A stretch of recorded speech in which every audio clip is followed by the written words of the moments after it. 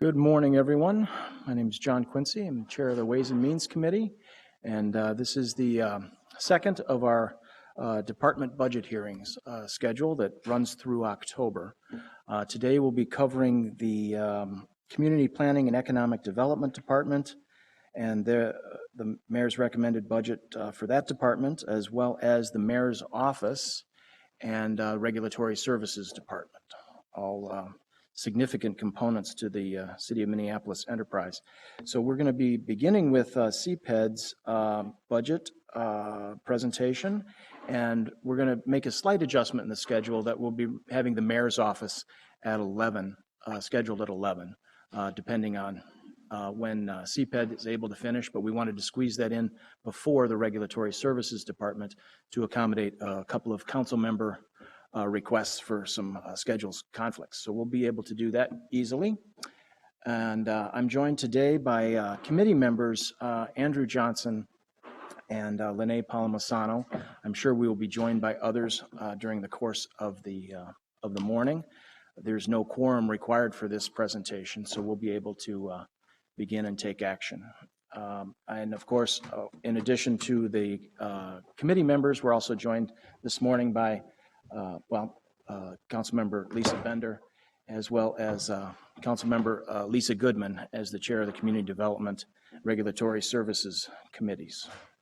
So we will begin today. I think I'd just like to catch our finance representative, Sandy Christensen, off guard, see if we can have any general comments, especially about yesterday's BET meeting. I'd just like to do this to see what she's up to. I'd just like to spring things on her. Thank you, Chair Quincy. I'm prepared today. As you mentioned, the Board of Estimate and Taxation held their meeting last evening, late afternoon, to provide for adoption of the maximum levy, the proposed levy for 2015. And at that meeting, the Board of Estimate and Taxation approved the mayor's recommendation for a levy increase of 2.4% over 2014. Thank you. Of course, that now means that the budget is in the hands of this committee and the council, and we have an opportunity to what I like to call perfect and modify the recommended budget through a series of actions in November and December. So we'll begin today, if we could, by inviting Craig Taylor, the department head for Community Planning and Economic Development Department, to join us and to go through the budget presentation. Good morning, Mr. Chair, distinguished members of the committee. Let me begin, if I may, by taking this opportunity to thank each of you for certainly your time. Over the next 45 to 60 minutes or so, my team will take advantage of this opportunity to provide you with a clear overview and presentation of CPED's 2015 proposed budget. It is certainly my hope that you will find this information and the justification for this budget, that it meets your approval, and that in turn that we can count on your continued support as we move forward. With that being said, let me take the liberty to lead off this presentation by providing some brief comments and perhaps a little context for the information that will certainly follow. As I'm sure most of you know, CPED works to equitably grow a sustainable Minneapolis. The emphasis is certainly on growing the population and certainly growing jobs. More importantly, CPED works to promote and advance the city's planning and economic development goals through strategic partnerships and through the responsible management of city resources. I think it's important also to note that the Minneapolis Plan for Sustainable Growth provides a clear framework for CPED's business lines. This plan is also very much in alignment with CPED's current four overarching goals, which are, if I may take the opportunity to just refresh your memory, which are certainly, one, to plan and develop a vibrant and sustainable community, to promote private sector growth to help build a healthy economy, to promote economic self-sufficiency for families and individuals, and to plan and preserve life cycle housing throughout this entire city. Now, I firmly believe that these goals are still relevant. I think we have an opportunity to revisit them and to think more strategically about what they may look like in the future, but these are still very viable goals. In fact, these goals, in my mind, represent a call to action, a call for change, a call to improve, a call to optimize the way we do this critically important work. However, our ability to continue to meet these goals day in and day out will largely depend on the resources that we have at our disposal to maintain CPED's current capabilities. And so it is certainly my hope that as you consider our budget, that you will think about the big picture. More importantly, it is certainly my hope that you will realize that what you are voting on is something much, much more than just a document full of numbers that reflects proposed spending levels for salary and fringe costs, for operating costs, for other miscellaneous and general expenses across our budget. But what you are voting on, ladies and gentlemen, is your continued commitment to the people of Minneapolis. That is precisely what this budget represents. People who live, who work, who play, who invest in this city day after day after day after day. People who depend on us, government, to enhance their quality of life, to reduce crime, to mitigate natural hazards, to conserve energy, to preserve culture and heritage, to create jobs, affordable housing, provide great commercial services. And so our budget will certainly help to support our ability to be responsible in the areas I just articulated. More importantly, it will also ensure that CPED continues a commitment of excellence and quality in the work that we provide to the people of Minneapolis, which I think we all agree is fundamentally important. And so as I close, let me simply say in my final thoughts that I fundamentally believe that the communities of our future will be very, very different than the communities that we live in today, simply because we will face a completely different set of social, economic, technological, and global challenges that are very, very different than the ones that brought us to where we are today. And so I believe that the renaissance that will be fueled by these forces or by these challenges will actually shift the paradigm. And more importantly, it will dramatically alter not only how we live and how we function in these communities, but how we plan and develop them as well. And so what I'm simply saying, ladies and gentlemen, is that we absolutely want to make sure that we are not trying to solve new problems with old innovation and inadequate resources. With that being said, I'm going to turn it over to Henry. Thank you. Thank you, Mr. Taylor. I just wanted to note to folks, Councilmember Goodman. Thank you, Mr. Chair. I just have a question for Mr. Taylor before we move forward. I'm just wondering your thoughts on some of the large-scale program requests that are missing from this budget. I seem to hear you saying get up and approve our budget, but I see, for example, there's no money in the budget this year for Great Streets, and the suggestion is that we spend down everything we have and then have to have a supplemental request later in the year. I note that there's no money in it for Grow North, which is our phase 4 of our homeowner buyer assistance. The request with regard to the Upper Harbor Terminal has essentially been rejected, which is ironic since I support it and I don't even represent that area. Our CARF fund had a $500,000 request and that's not funded. Even something really simple like $50,000 for the energy efficiency program with the Center for Energy and the Environment, that was defunded. So I'm wondering, are you asking us to vote for the budget that's in front of us? Or are you asking us to fix these problems and or expand them? Mr. Taylor, do you have a response for those specifics, or would you like us to direct it to some other way. I'll let you, And then perhaps, Mr. Chair, Mr. Reimer can tell us, this is like $4 million from business development that has been spent in previous years that now is gone. Where is that money? If it went to housing, tell us that. If it went to police, I want to know that. But essentially 4.4 million in programs that we've been doing on an existing basis. I can only imagine what's going to happen when we don't have a funded RFP for Great Streets. It doesn't affect me. I don't have neighborhoods. I don't represent neighborhoods that have that money, but everyone sitting on this panel pretty much does. Thank you, Councilmember Goodman. I certainly appreciate, I think those are absolutely great questions.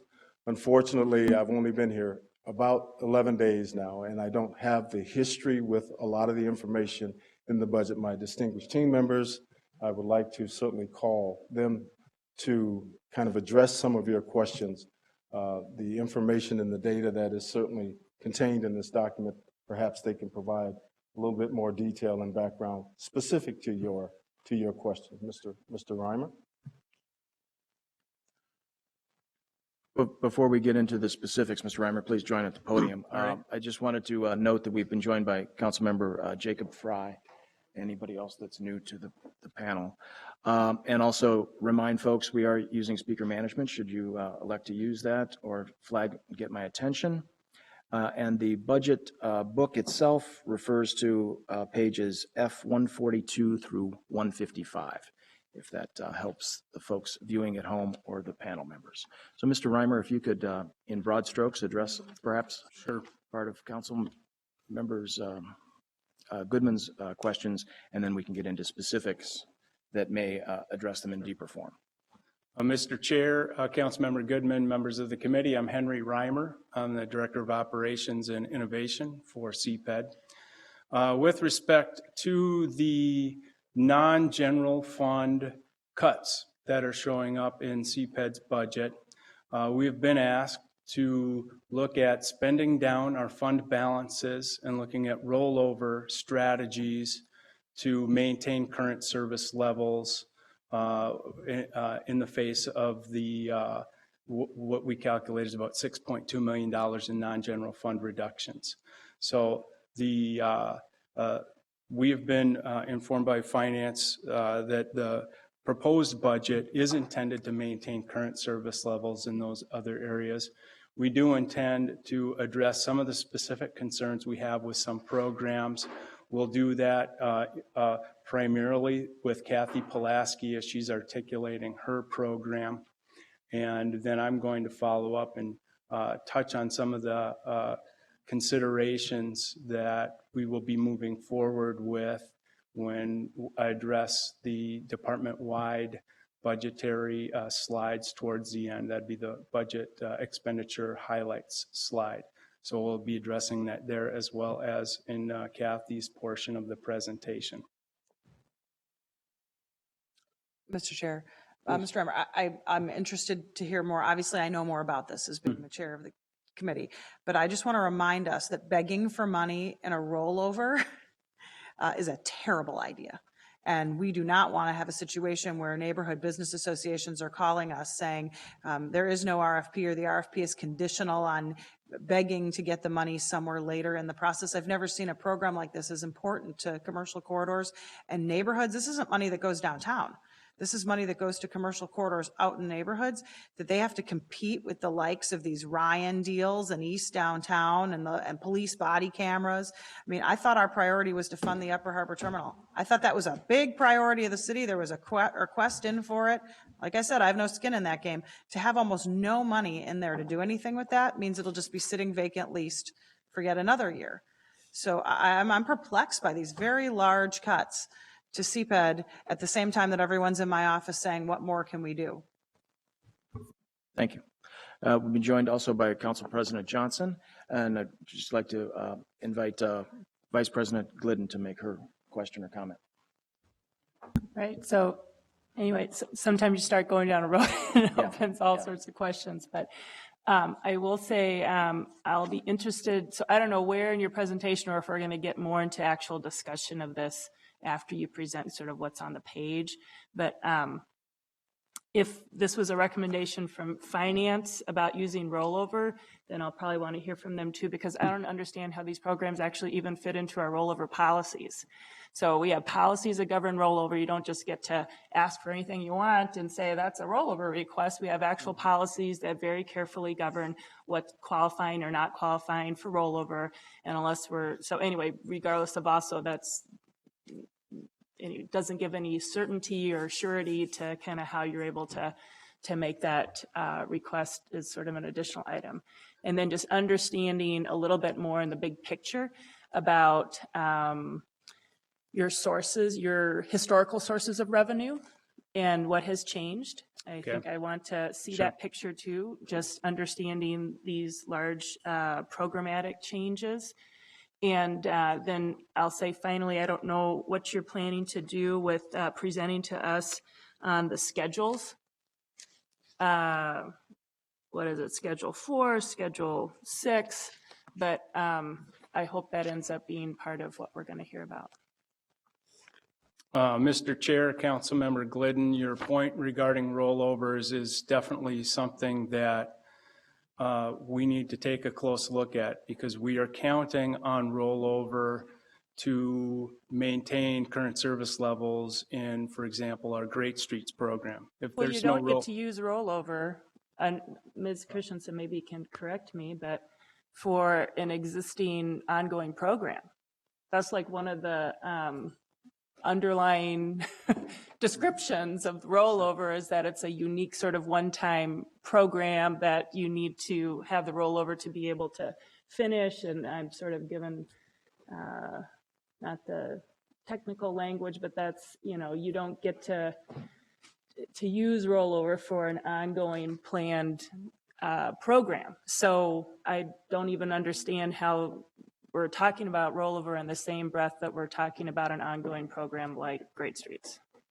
Mr. Chair, Councilmember Glidden, if rollover is unavailable, perhaps Kathy knows a little bit more about the mechanics of this than I do. I can hold But then the off too, but council I'll may just have say, a yeah. policy decision to make as to whether I or think not that we're going to just continue with that helps program. us tee this up. What are the major decisions before us? So Yeah. thank you. I think that does alert the speakers that we're going to be looking into individual department budget requests, unfunded, and as well as new funding opportunities. I did want to give Ms. Christensen a chance to respond if that's appropriate, but I also wanted to alert, I understand Council President Johnson had a comment or question, so maybe we can begin with Council President Johnson's remark and then go to Sandy and then begin the presentation. Okay. Thank you, Madam Chair, or Mr. Chair, excuse me.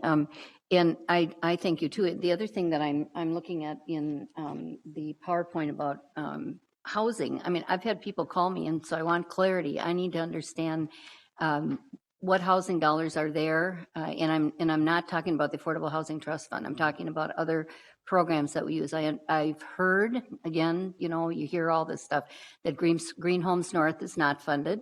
I've also heard that there's reference to market rate housing in this PowerPoint, but I've heard that there are not monies for that either. So clarity, I think, is what we need here. And I also want to say, and I appreciate, I've met with Ms. Pulaski and Ms. Guild and trying to think who else. Ms. Calvert, about the Upper Harbor. Yeah. And $250,000 is a drop in the bucket for what needs to happen there. So if that's a big priority, $250,000 is a disappointment. So thank you.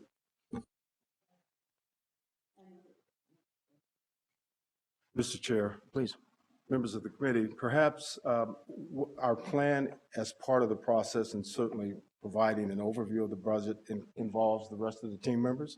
And perhaps once you've heard the full presentation, maybe some of your questions, which are great questions, and we will take those under advisement, but maybe some of those questions may be addressed as part of the overall presentation. So, Mr. Chair, if you would allow for us to continue to move that forward. I think we can begin the presentations.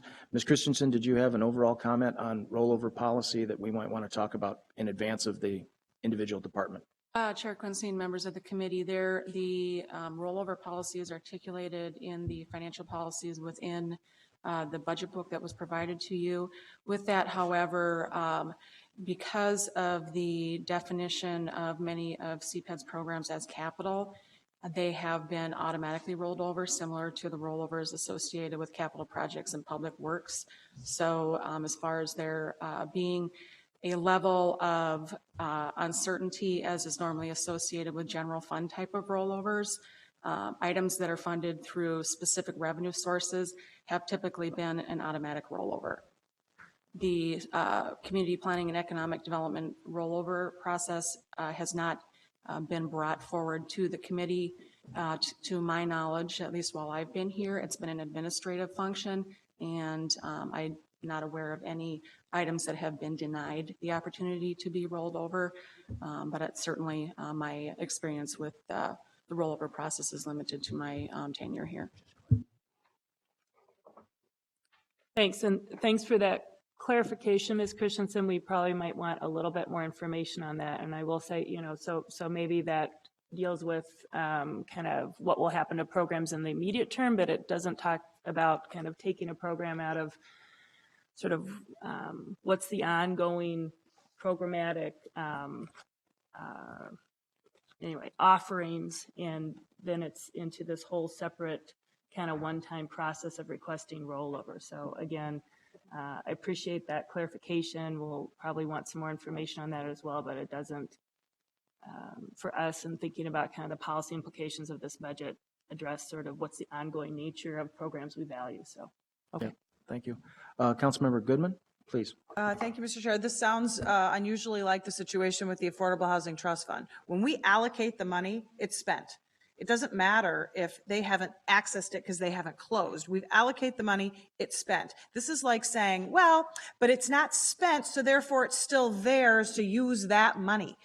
And now the same exact thing is happening with Great Street. So we could have $6 million, we allocate $8 million in Affordable Housing Trust Fund money, and in one given year, $3 or $4 million is spent because it takes 2 years to close these projects. What finance is saying is, see, you still have that money. So you don't need new money because, and this is the exact same thing that's now happening in Great Streets. So we've allocated these Great Streets grants to Business District Association facade improvement programs, but we have these really strict guidelines about how and when they get reimbursed. So they go ahead and they do the work, and the money is still sitting in our account. They haven't done the work. They've done the work. They haven't been repaid. And finance is essentially saying, see, the money's in your account. Great Streets, so you can't do another RFP to have the next round. You have to go fight for it and roll over. This just is not a way to work in an organization that's doing community and economic development with multiple strategic partners who don't get reimbursed until their work is done. So this is a question about whether or not we want Great Streets to be an ongoing program and recapitalizing it every year. Because this isn't a rollover, they reimburse us, that we get money back like NRP ever was, where we were supposed to get some money back and we reallocated. These are grants. They go out. It's not a revolving loan fund of some kind. And so I think that, and this is such a small thing. It's annoying to me that I'm having to bring up the fact that a program that benefits every single person up here essentially, but me and maybe Jacob, this is overlooked. It's no big deal. Having money in the account does not mean there's new money to allocate. I want to make sure you all know that when all your business associations come forward and say we have to go beg for it within the larger RFP, within the larger rollover. And Councilmember Johnson. Thank you, Mr. Chair. I would say based off of that description, that sounds like a pretty concerning accounting practice, and I'm wondering why such a policy is in place and if that's standard practice for cities to do that. That's an excellent question. I think it's an ongoing question that we have with encumbered funds and allocated funds and how they sit in balances. And it's really one that we'll have to dive in deeply individually rather than talk about it at this point in terms of a change to our financial policies per se. But it's a great question that we need to be focused on. So I'm going to suggest that to the group that we just begin with the actual budget presentations and invite questions specific to what the department heads and representatives are going to be speaking to. So I'm going to ask Mr. Reimer to begin. Thank you, Mr. Chair, members of the committee. Again, I'm Henry Reimer. I'm going to present on the next 3 slides very briefly, and then we're going to get into the programs. That's when I'll hand it over to Chiersey Monson to articulate the first program, and then Wes Butler and Alfred Port on housing, Kathy Pulaski on economic development, and Doug Kress on development services. Then I'll take the podium back and go over some of the department-wide slides towards the end of the presentation. Most of the questions, the discussion that has already taken place this morning are appropriate within the context of each of the programmatic presentations. So first slide, CPED's main purpose, as Mr. Taylor articulated, is to drive growth in the city, address equity issues, and to ensure the safety, health, and livability of residents and visitors to our city. We do that through the work of 4 divisions. Next slide. Our programs align with our organizational structure, and so for that reason, it makes sense to have our directors each articulate their programs and the budgetary issues that we're facing. The mayor's proposed budget contains a number of general fund enhancements that will enable us to hire new building inspection staff, increase some housing initiatives, money towards youth programs, and various economic development activities, $1 million to the Affordable Housing Trust Fund, and as has been mentioned, $250,000 to the Upper Harbor Terminal. All of this means 4 additional staff and no staff cuts.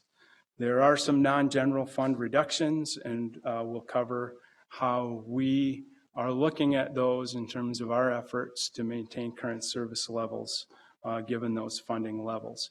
One change in this, next slide, one change to the program overview from last year is last year we had articulated pre-development activities as a distinct program, which we have determined is better merged with other programs. It is not a distinct program. It is merely a tool, a mechanism by which we pursue our other programmatic activities. So that has been merged with economic development and housing in large part. So with that, I'm going to hand it over. On that last point that you were making, Mr. Reimer, can you help me understand the financial implication for what you just said, where that is? Yeah. Mr. Chair, there is no budgetary implication as a result of our elimination of the pre-development activities program. If you'll look to slide 46, you'll see the comparison of last year to this year in terms of money by program. And you'll see program 11 last year was articulated pre-development activities. That was $879,000. That hasn't gone away. That's merely being reallocated to the other programs. So for this year, that money's not gone. It's just showing up in the other programs. And when we get to that slide, I'll talk a little bit more about what those other numbers mean. Okay, we'll look into that detail. But you're saying last year's adopted budget, or the 2014, we had $879,000 in that. In for a pre-development program fund. activities, that money is still there. It's just associated with other programs. All right, thank you. I hand it over to Chiersey Monson, our long-range planning director.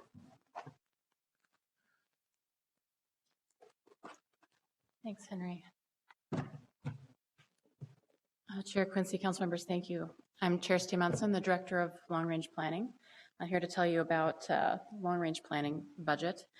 Because of the start and some of the interest in specific numbers, just to summarize the specific allocations for long-range planning, we are having a few adjustments this year in terms of the overall cut to CPED.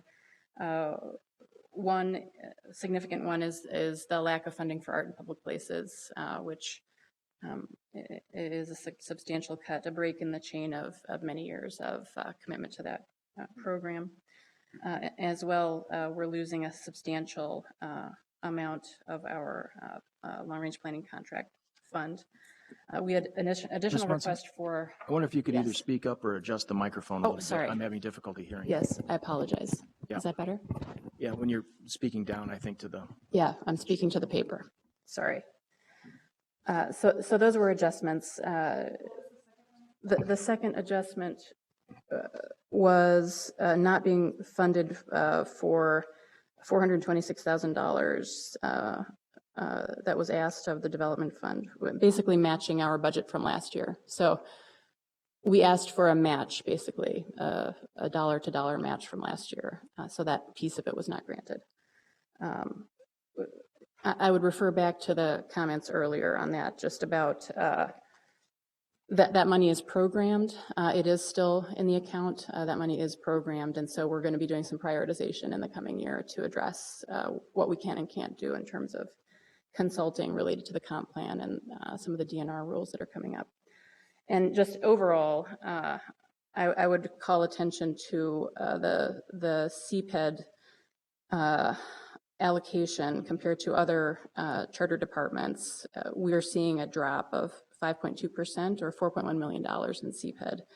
I believe the only other department seeing a drop is the library, which is seeing a 27% drop. Aside from that, we're looking at, percentage-wise, we're looking at additional monies for other departments, a total percent change in the budget of $54.7 million to the positive.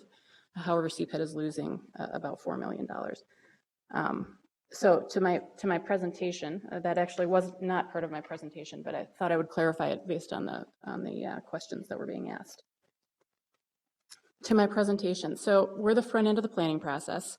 We're a small collaborative team, really the smallest, I believe the smallest division in CPED. We got about a dozen people. We have the principal planners for each geographic sector, so I'm sure you all know them well. They work very closely with you and others.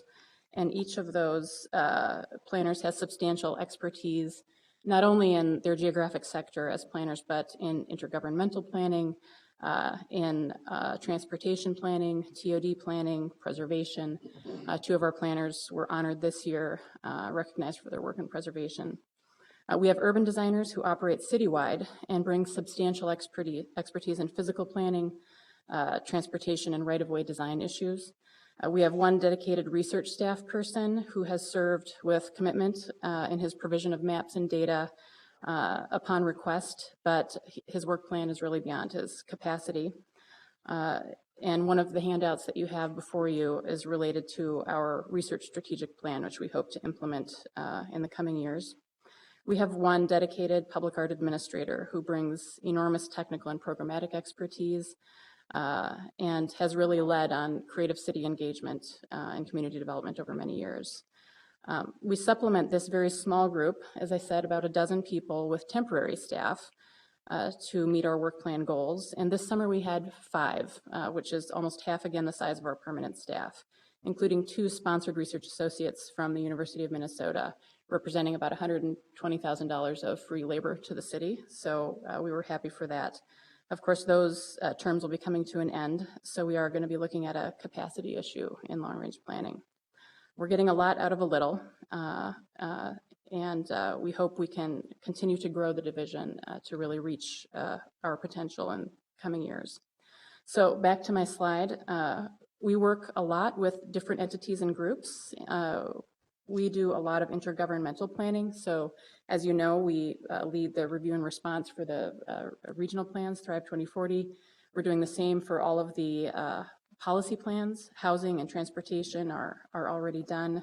Next step, we'll be looking at the system statements that Met Council will be issuing and providing technical review on those with the help of consultants. And we're leading the coordinated response to the Department of Natural Resources a Mississippi River Critical Area Rules Update, which has substantial implications for our riverfront. We're deeply active in regional transportation planning, something that may not always be visible at the outset, but we had 3 of our staff spending nearly 50% of their time working on Southwest Light Rail Corridor this last year, and we'll be ramping up now for Bottineau. We're nearly always in the midst of a joint initiative with Hennepin County. Hennepin County Public Works and other initiatives are something we spend a lot of time on. In addition to intergovernmental, we do strategic citywide planning. Last year, we did a year-long prioritization process leading to a comprehensive inventory of CPED priorities, which we've now mapped and begun to visualize with profiles. You'll see a hint of this in your urban design handout. We also are the home of research and technology. We continue to provide regular quarterly reporting with trends. We conduct policy research, notably last year's senior housing work. And a new activity, we're out there actually collecting physical inventories relevant to our work through boots on the ground collection of data points. For instance, we're doing this now for our public realm inventory downtown. We have the planning and urban design functions, so we're responsible for the comp plan, the small area plans, thematic plans. Public realm frameworks are a new tool that we're creating, urban design assessments as well, and we now have visualization services with our urban design staff. We're also the home of public art, so we're the home of the Art in Public Places program, which has been defunded this year. We engage in creative engagement through collaboration with artists in creative city making, and our arts administrator also provides advisory services and consulting. So our work supports the mayor's top 3 priorities. We help to grow the city through planning, urban design, and policy. We help to run the city well by providing research, reporting, and mapping that measure our performance and inform policy decisions. And we help to close the equity gap by addressing equity in our research, planning, urban design operations, and public art functions. In terms of, go to the next slide, thanks. Our level of service impacts. In 2015, we believe we'll maintain current service levels in urban design, barring an increase in demand. So we have now these visualization services, urban design assessment services, and public realm framework planning deliverables. We do a lot of coordination with Public Works. Right now, we're doing okay, and we are projecting to do okay as long as the level of demand remains about the same. Depending on the public art and conservation needs on Nicollet Mall, which is presently unquantified, we could see an impact in the level of service in public art. We're not aware yet of what's needed on Nicollet Mall, so that's a question mark, but we will maintain that program. In 2015, we believe we will see an effective drop in our level of service and planning, including possibly postponing some technical consulting required for the critical area update and the comprehensive plan. There are a number of technical studies that we need to engage in related to that, as well as the system statements. Those are not something that we can do in-house. So we're going to review that and prioritize. And we will maintain the same level of service and research as we have in this last year, which we view as inadequate to meet demand or quality standards. We continue to seek to restore prior levels of service to research and supplement it with technology resources. We've drafted a plan representing these goals, which is before you as a handout. In terms of future opportunities, there are 2 handouts before you. We would like to expand our capacity to be efficient and informed through a commitment to funding resources and staff in research and technology.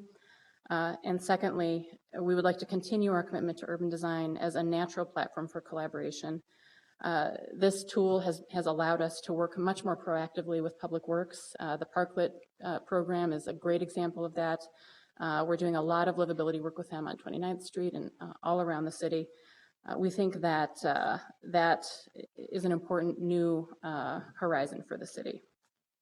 And next slide.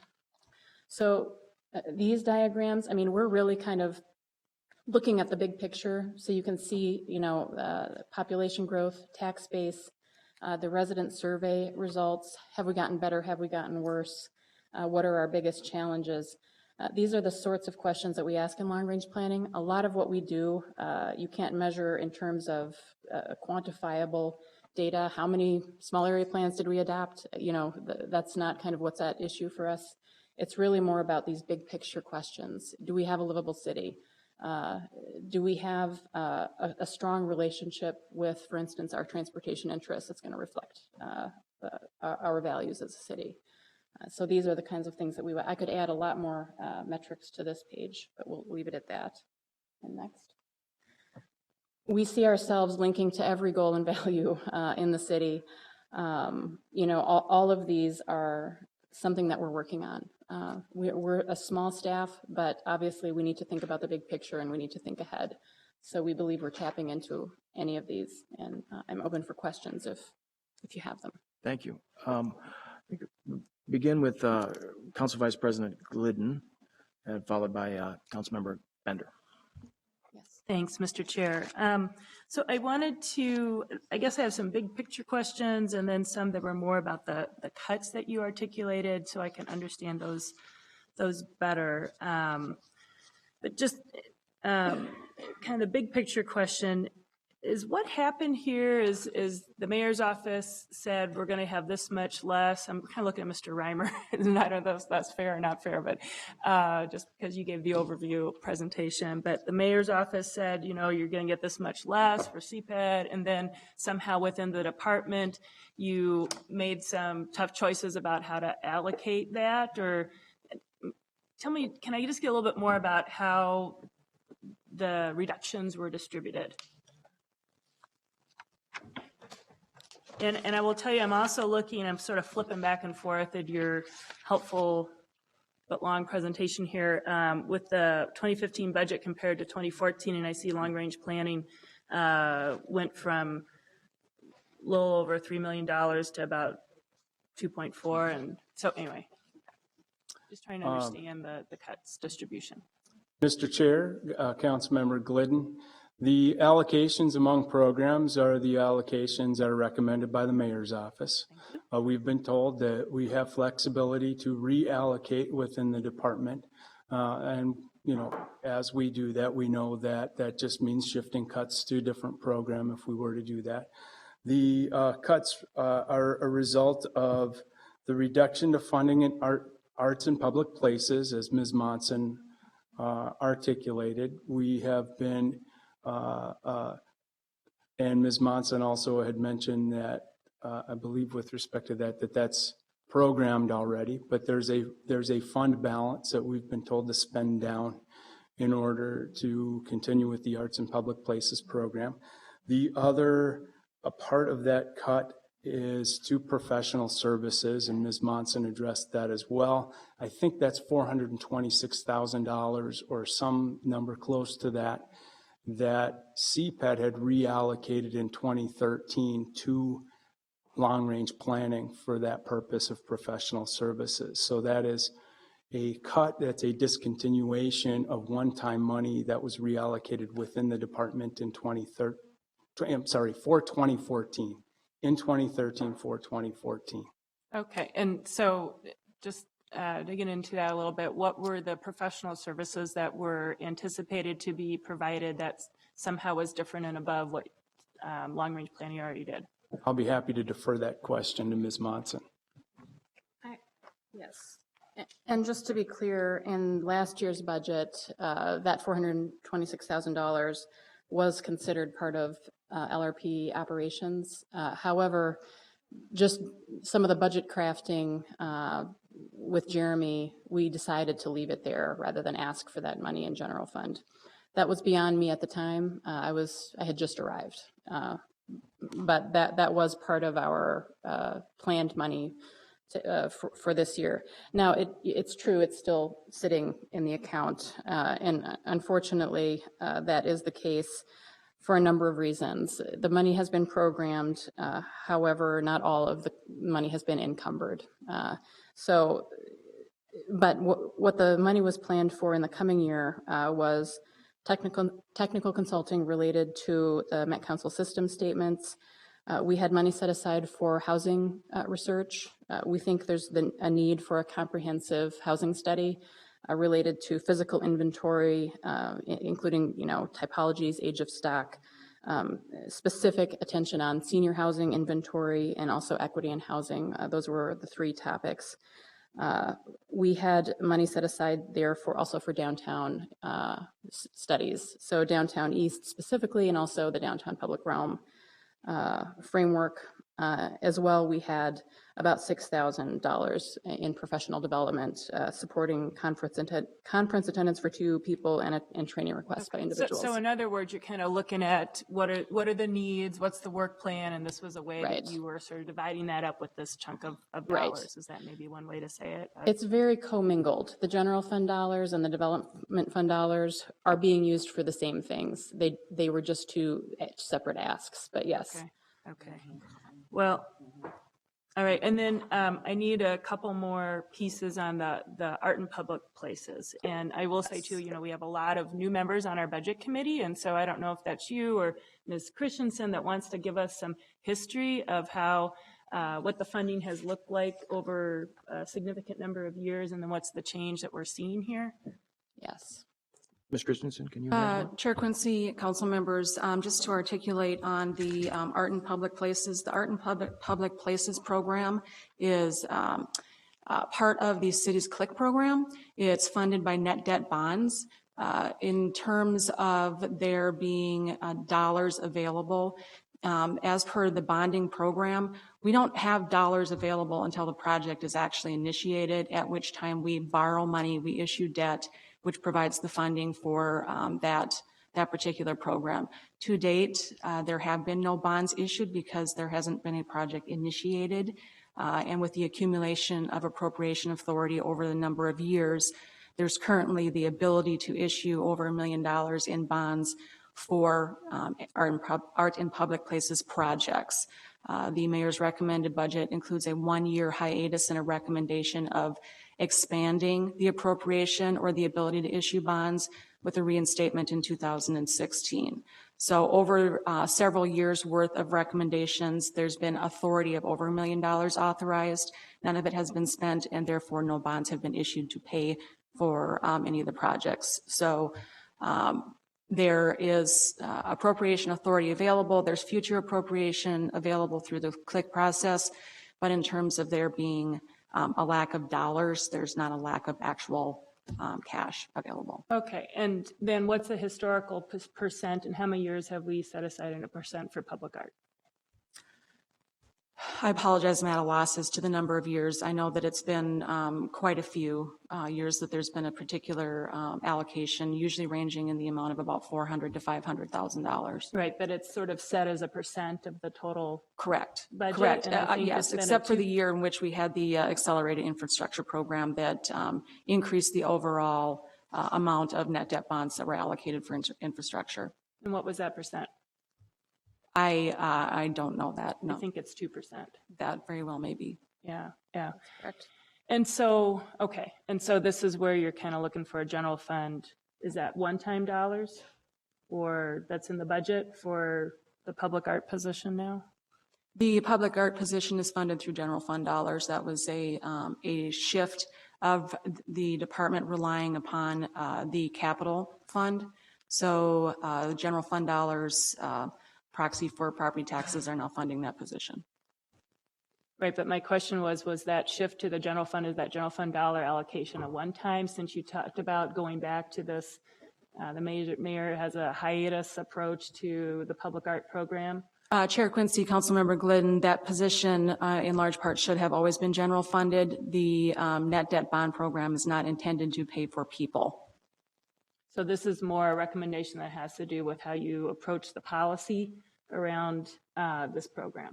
It's the policy and the ongoing funding associated with that FTE, as opposed to relating it to an annual reappropriation associated with capital projects. Okay, because I thought when you have your project, you can use a portion of the project to pay for the staff time that staffs that project. I mean, essentially, that's how in public works they, have certain funding streams that can pay for a portion of staff time, or if it's a big project that goes over multiple years, it'll pay for that staff person's time over multiple years. So I thought that was a common practice.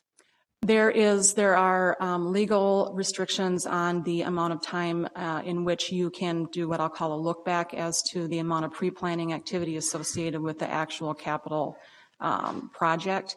If the capital project is not well defined and the position cannot be directly related to that specific project, we are not able to allocate the bond proceeds to capitalize with that project. So in short, if we have a position that is in more of a planning mode, that isn't specifically with the, with the implementation of a particular discrete project, it's not applicable for bond funding. Okay, well, and just, just because I've worked with Ms. Altman on a recent project, which is the Nicollet reconstruction project had an allocation from public art there, and I'll just say from my experience on that particular project, she has been very much involved in the implementation of that project. So anyway, I'm just trying to understand this shift, and then what's the implications of it, and maybe you want to send us something in writing that kind of articulates this change as well.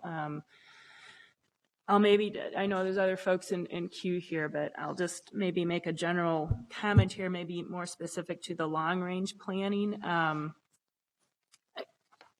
This is kind of one of these areas where I feel concerned already about our capacity in what's happening in just an extremely changing environment where we need better information to guide us in policy choices that are going to really have major impacts for the future. So we have all this work going on in the Met Council. We need to be not just a responder, but a very involved participant. I mean, we are just so impacted by all these things that are happening around us. And there's a lot of debate about what direction the city should take on certain kinds of things that are happening that affect our housing development, that affect our economic development plans.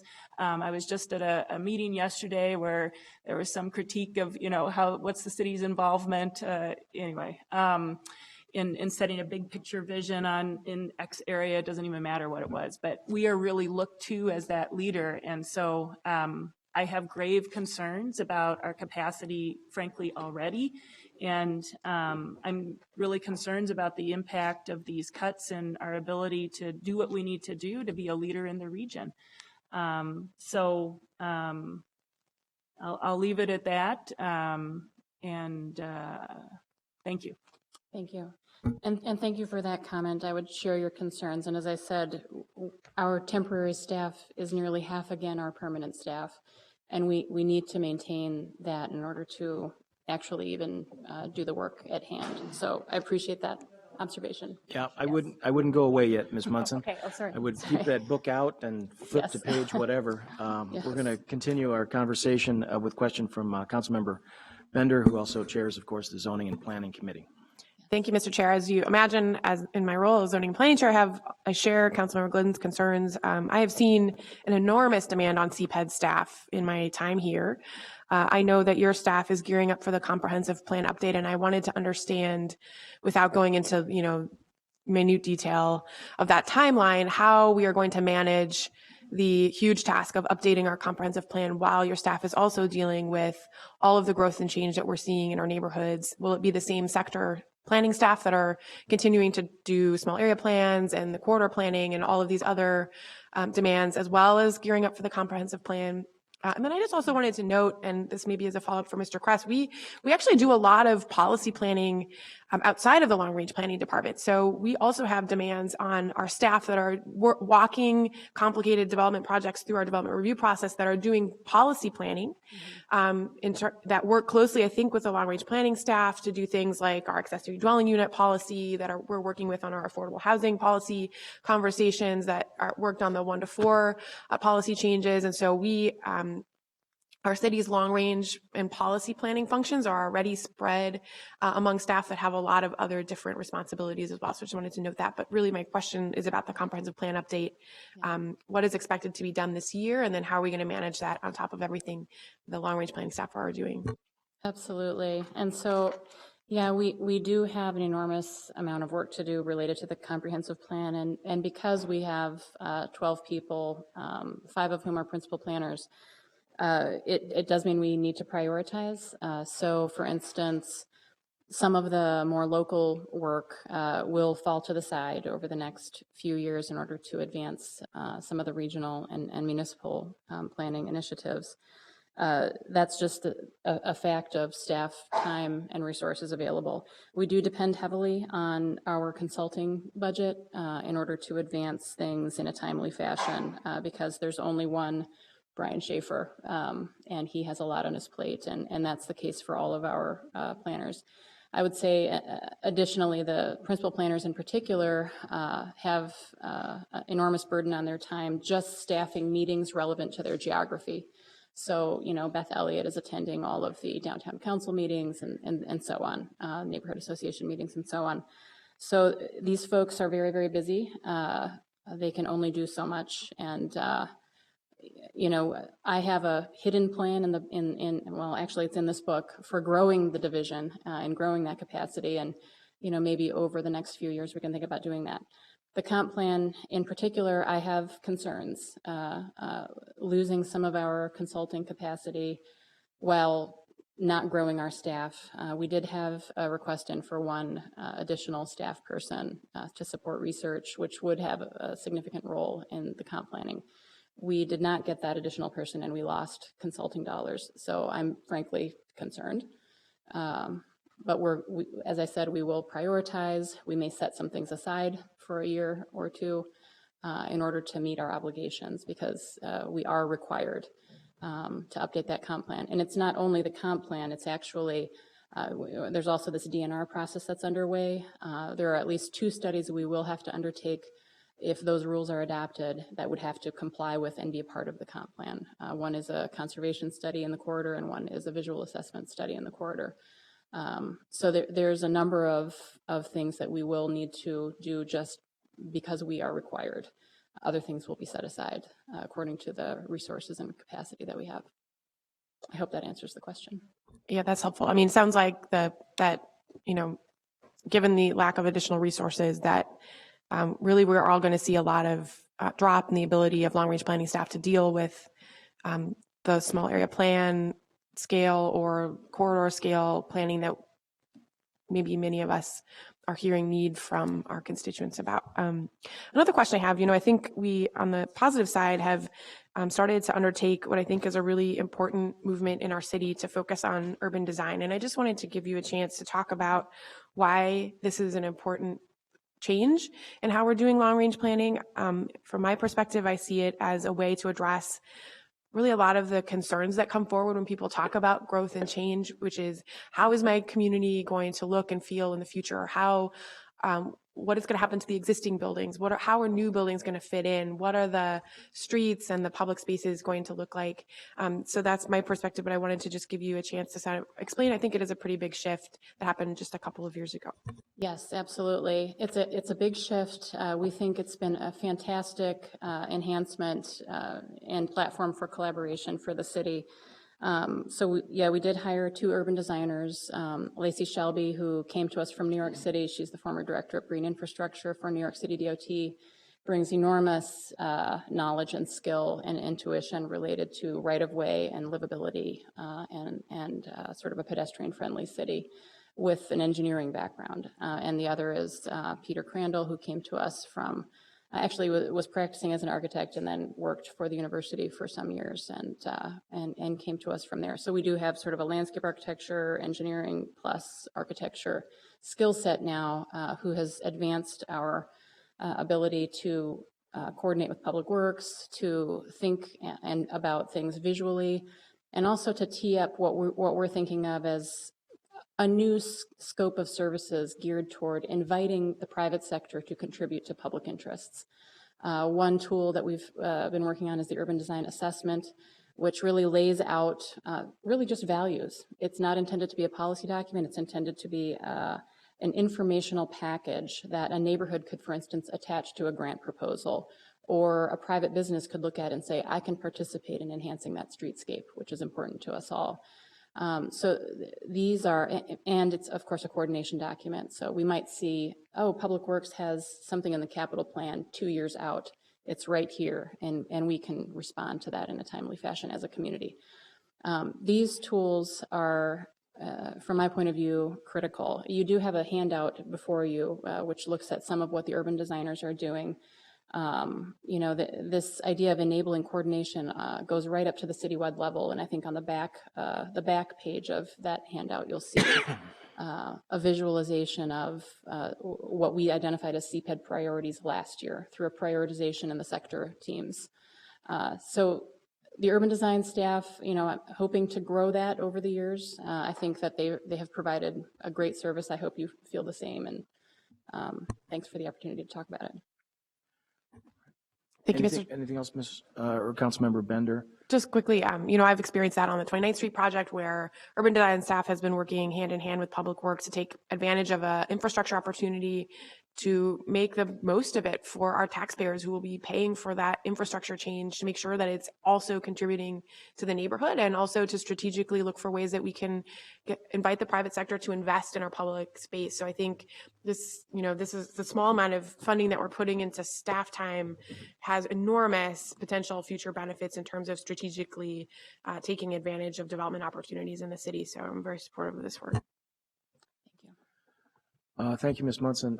I know we're running out of time quickly, and we have a significant amount of presentation remaining. So I'm going to see if we can move on to the next topic.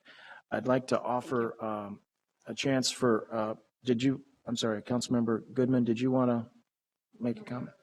Okay, thank you for that.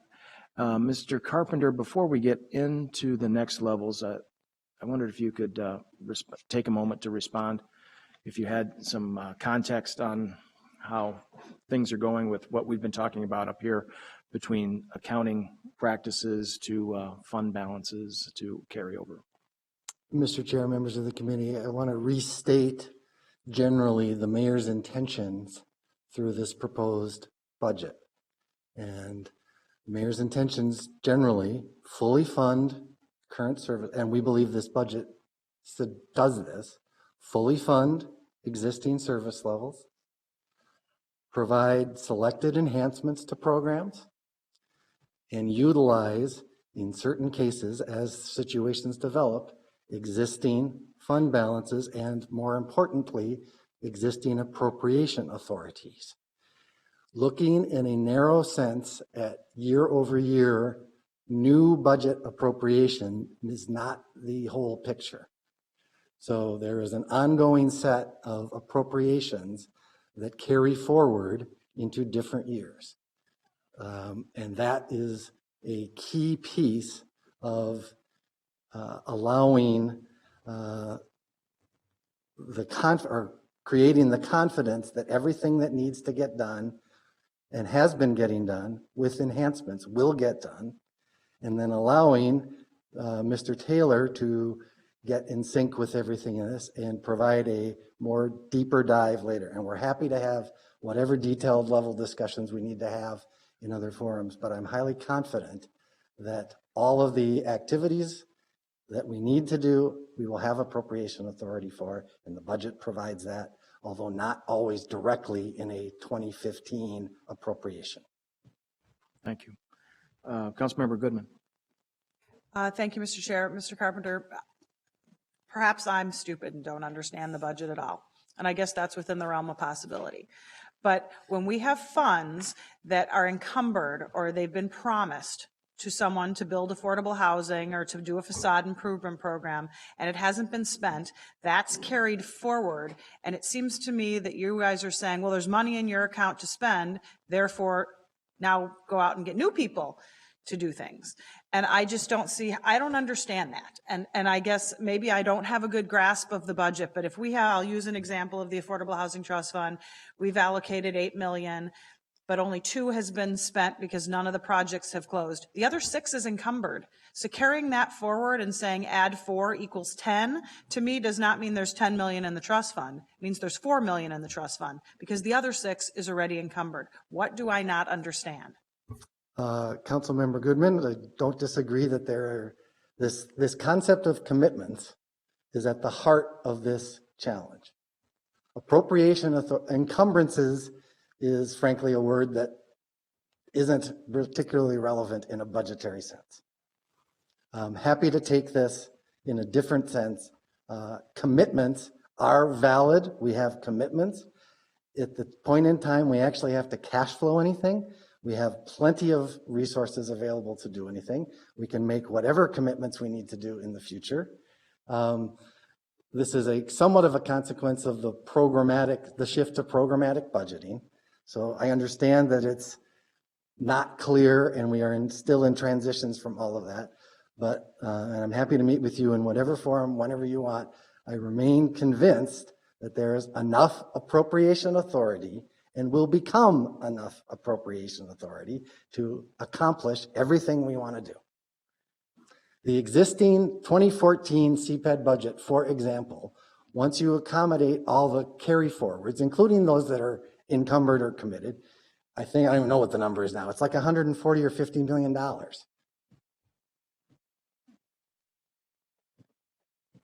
So, Okay, Mr. Chair, Mr. Carpenter, that gives me absolutely zero confidence. We are talking about new money being appropriated for programs that we would set out in RFP to fund. So I can put it in really simple terms. We don't have the new money we need in Great Streets.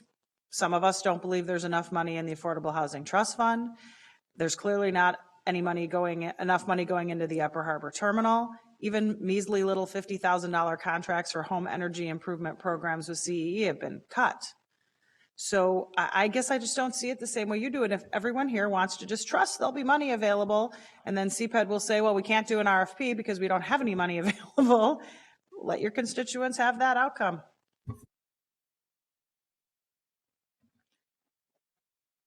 Well, I think we're going to have to take some of these conversations into a much deeper offline conversation, because I agree with everybody's perspective on this, and I need to understand how this all processes to the actual budget document. So we'll see how that can continue. I'm wondering if we can invite Mr. Butler up, and we can continue our conversation with the housing development portion of the presentation. Thank you, Committee Chairman, honorable members of the City Council, and members of this committee. I'm Wes Butler, your manager of multifamily development, also known as residential finance for CPED. We'll go over the first things. The main thing that my division does is the Affordable Housing Trust Fund. It's for rental housing primarily. And this proposed budget funds that program pretty well. The enhancements that are advised and recommended by the mayor are $1 million from the general fund for the Affordable Housing Trust Fund, set aside for large families. We would implement this. The plan would be to implement this on a small scale, scattered site, 5 to 7 unit townhome development throughout the city, to use these funds to build housing that's appropriate for large families, but not in large projects per se. There's also, based on this cap, we could do 40 to 80 units depending upon how much subsidy they need. If they need the full 25,000 per unit, it would be about 40 units of housing. Other incentives or enhancements have been provided.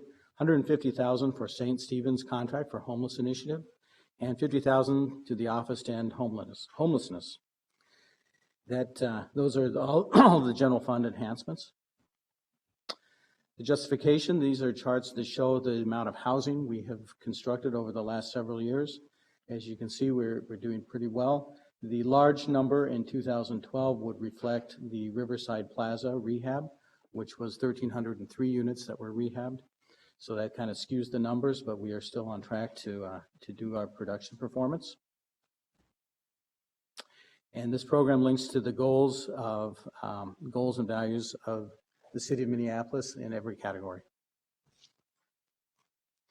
And I will take any questions. Thank you. Councilmember Goodman. Thank you, Mr. Chair. So, Mr. Butler, the $9 million total is all money that none of it is encumbered on previous projects. All of it is money going forward. Is that correct? The $9 million is, that is correct, Councilmember Goodman. The breakdown, however, is $1 million for the Senior Citizen Housing Initiative, which is owner-occupied rehab, $500,000 for owner-occupied rehab non-senior citizen, $892,000 for our Emergency Solutions Grant Program, and $350,000 set aside for the Homeless Initiative. So when you take all those out of it, the trust fund, as we've learned to know that, is somewhere around $6.5 million set aside for capital. So it's not 10 million. It's not even close. It's 10 million when you classify it as affordable housing development, but not So the trust fund. the program we know is the Affordable Housing Trust Fund that we have a council action that states has to be funded to 10 million a year, is not funded to 10 million a year. And then there's all of these set asides all over. And I'm just interested in this concept. Is the 1 million that's going into the trust fund, That's money. It's not policy. We would get to create the policy as to whether or not we wanted that 1 million to be spent on this specific thing or something else. Isn't that correct? That's correct. It's recommended by the mayor that it be set aside for family housing. I don't large actually family. object to that, but I just want to make it clear that there are really no strings attached. We either get the million or we don't, and we can decide from a policy point of view how to spend that extra million within this fund. That can't be dictated through the budget process. Isn't that correct? I Or would- we can change it. Because I want to just be clear that what was 10 million for multifamily affordable rental is now 6 million plus a bunch of bells and whistles. And, you know, I mean, I'm not encouraging this at all, but the advocates are asking for 20 million. And I'm not exactly sure where that money would come from or how that would even be possible, but they make an interesting point that we're not even at 10. And it seems like from the last mayor's budget, we're moving backwards.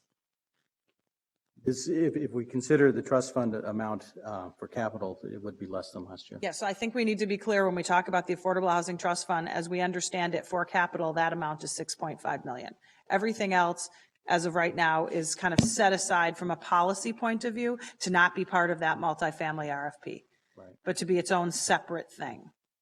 Right, that's correct. Thanks. Thank you. Councilmember Glidden. Thanks, Mr. Chair. And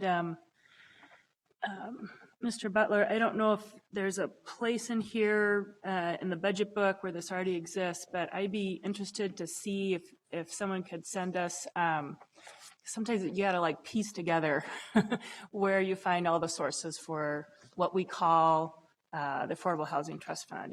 If I could have a chart or something sent to me showing the sources, and also if there's programmatic designations within that. And I'd be glad to do that. that would be great. And if there's any recent history, I know I can maybe try to dig up myself too, of what that looked like. That might be helpful as well. Okay. That's no problem. Thank you, sir. I assume that'll be coming basically from CDBG, home funds, ESG, et cetera. Right, the amount of the trust fund is made up of 1 million from the general fund, which is this set aside for large families, 1.7 million from CDBG, 1.7 million from home, and 2 million from redirected TIF. That would be what constitutes the trust fund. Thank you. But I can send you that in writing. And the next, I think, phase of that is the home ownership support and development portion. Mr. Port. Good morning, Alfred Port, Manager for Residential and Real Estate Development at the City of Minneapolis CPED Department. Thanks for affording us an opportunity to meet with you this morning. Mr. Chair, if you could allow me to respond to a question that Council President Johnson raised earlier. Yes. There is, in regards to the Green Homes North program, Council President Johnson, there is funding in the 2015's budget for Green Homes North. The second part to your question was market rate housing. We have a program in the 2015's budget, the Minneapolis Home Ownership Opportunities Minneapolis, and it's about $860,000. $500,000 of that amount has a non-restricted income source. So it's going to be down payment and closing cost assistance to folks purchasing, families, households purchasing homes in Minneapolis. Will do.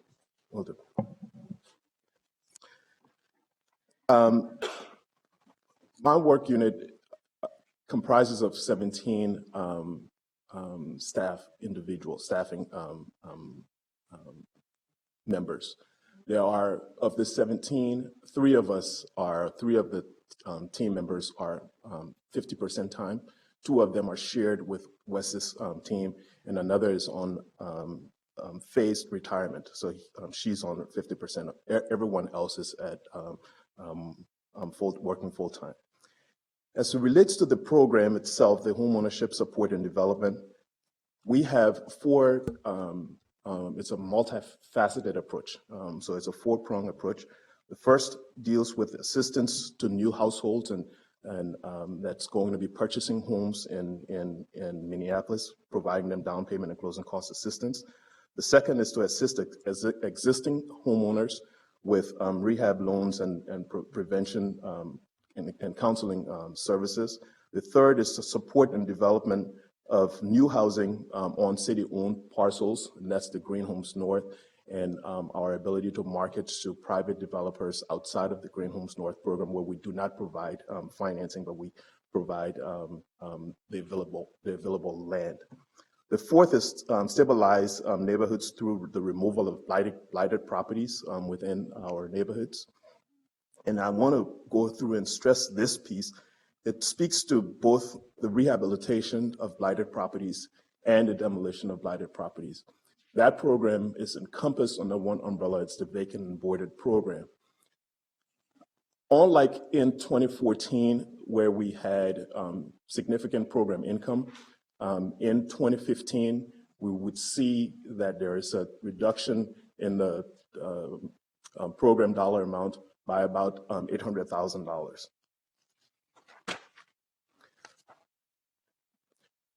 Go to the enhancements. On the enhancements, there's one significant enhancement that we want to highlight in this presentation, and that's the homeownership counseling and outreach. It's a $375,000 program. $250,000 will continue to support the Minnesota Homeownership Center. The remaining $125,000 is geared towards supporting counseling agencies that cater to emerging markets households. 5 in particular, the African-American population, American Indian population, the Asian population, and East African immigrants and Hispanics. It's our hope that the outreach that will be performed with those entities will help get us to traction on reducing the housing disparity gap that exists in our city. The justification, there are foreclosures prevented by year, home acquisition by year, but the piece that I want to highlight is the third graph that speaks to an increase in the percentage of single-family homes that are not homesteaded. And it's our hope that some of the programs that we've outlined today will get us towards getting those single-family units into homeownership. So thanks a lot for affording us the opportunity. And then the last slide, like all of the programs here at CPED, we believe that we touch on all of the goals and values. For this particular program, I've highlighted the ones that I believe are most applicable to the goals and values that you set out. The 3 that I want to highlight on the value side are equity, safety, and growth. On the equity side, it's our hope that the new program that we've outlined will help us reduce the disparity in the homeownership gap between the non-white and white populations in Minneapolis. Safety, we talk about all of our programs have lead abatement components associated with them, and we also eliminate blighted properties that will address livability issues in our cities. And the last piece is growth. We'll be developing new housing, and it's our hope that through that effort, we'll advance the growth in Minneapolis. Thanks a lot. Thank you very much. I just wanted to give a heads up on time. I know we're scheduled for 10 more minutes, and we're about almost halfway through. So we're going to continue this conversation. I just wanted to give a heads up to Nuria that we're going to be later than that, but we're still going to be able to complete the CPED proposal. So invite Ms. Pulaski up. I don't want to rush anybody, but I want everybody to be conscious of the time. And then the mayor's office will be after this, and then reg services. Go ahead, Ms. Pulaski. Thank you. Thank you, Mr. Chair. I was prepared to speed talk, so I'll slow back down again. But thank you, Mr. Chair, and committee members and council leadership for being here and for your clear expressions of interest in making sure that we have continuing resources to do CPED's work on behalf of the city and its residents. I want to start with just a brief level setting, and then I'll spend most of my time responding to the questions that were asked at the beginning of this time. I think most of you know that the Economic Development Division really consists of 3 different teams. It's business development, business licensing, and the Minneapolis Employment and Training Program with both the adult and the youth programs.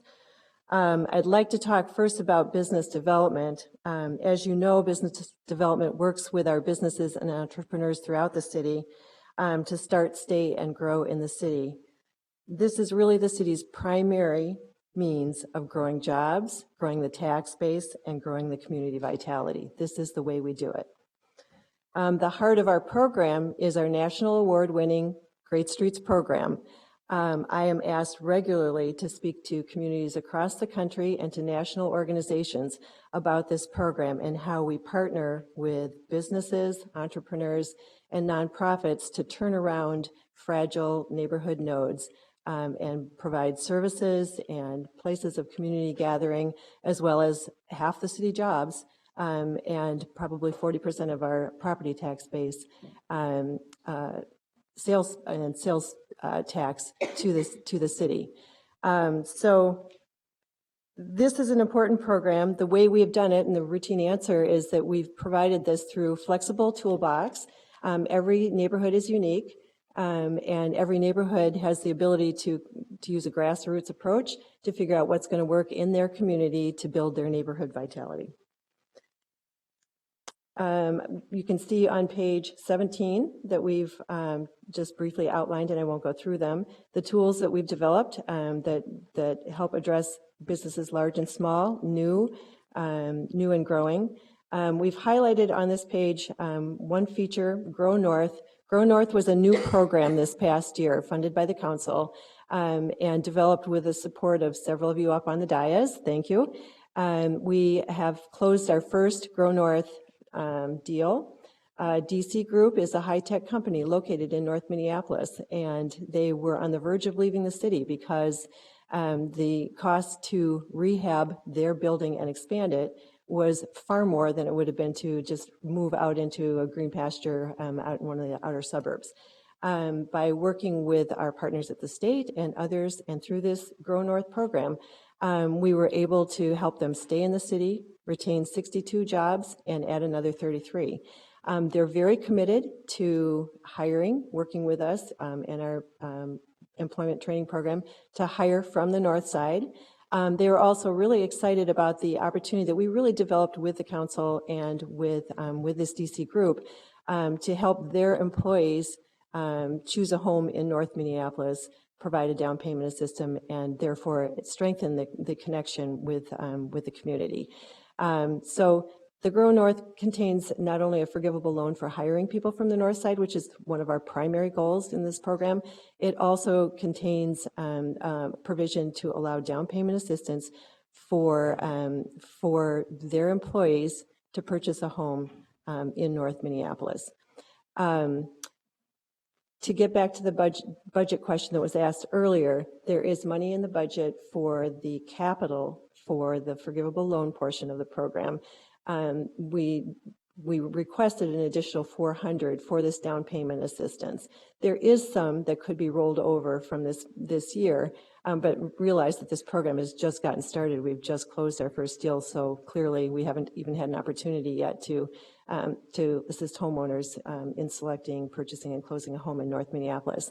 We're hopeful that if the initial enthusiasm for this program continues, that we will see many more employees from businesses in North Minneapolis choosing to buy a home in North Minneapolis, and people who already reside in North Minneapolis who are connected to jobs being able to buy homes in North Minneapolis. And we think that goes to the core of what we're trying to do in terms of stabilizing and strengthening North Minneapolis.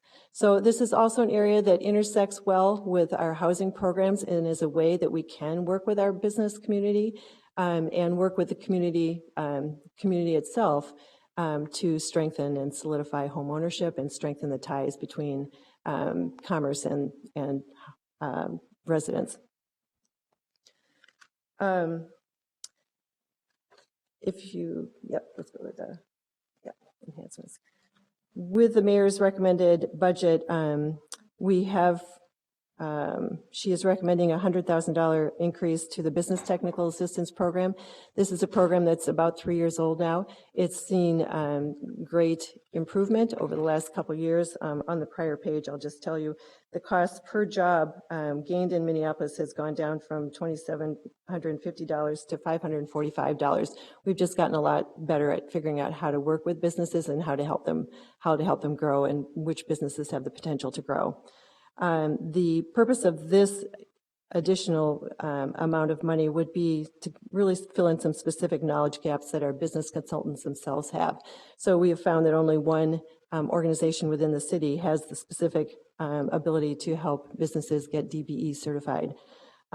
We know that there's growing need for food safety and compliance issues, so it will help fill in those gaps. It'll also help with networking with our small businesses, which is how they grow their own procurement opportunities. The second area of enhancement is to address issues of industrial land scarcity that are a barrier to growth. We know we've had several businesses interested in locating in North Minneapolis, and we can't find them a suitable site that isn't functionally antiquated. So the purpose of this study would be to really figure out where our industrial property opportunities lie and how we can use those opportunities to grow jobs, again, in Minneapolis in the manufacturing area. The third area that we requested funds for is the Upper Harbor Terminal. We see this as probably the biggest opportunity site in the city for redevelopment to bring about both community vitality, jobs, and obviously a tax base increase. The recommended budget from the mayor's office includes $250,000 for planning. Our hope is that we would be able to take additional funds from the Common Project TIF district, which is a source that's restricted to certain geographic areas for certain capital purposes, and that we could use that to greatly advance this undertaking in the Upper Harbor Terminal. We've been studying it for a number of years. There's a lot of work that's been done to push it forward, but this is a 48-acre site. It's going to take a lot of engineering work. It's going to take a lot of dollars just to raise the buildings and other structures on the site to get this ready for the next phase of development.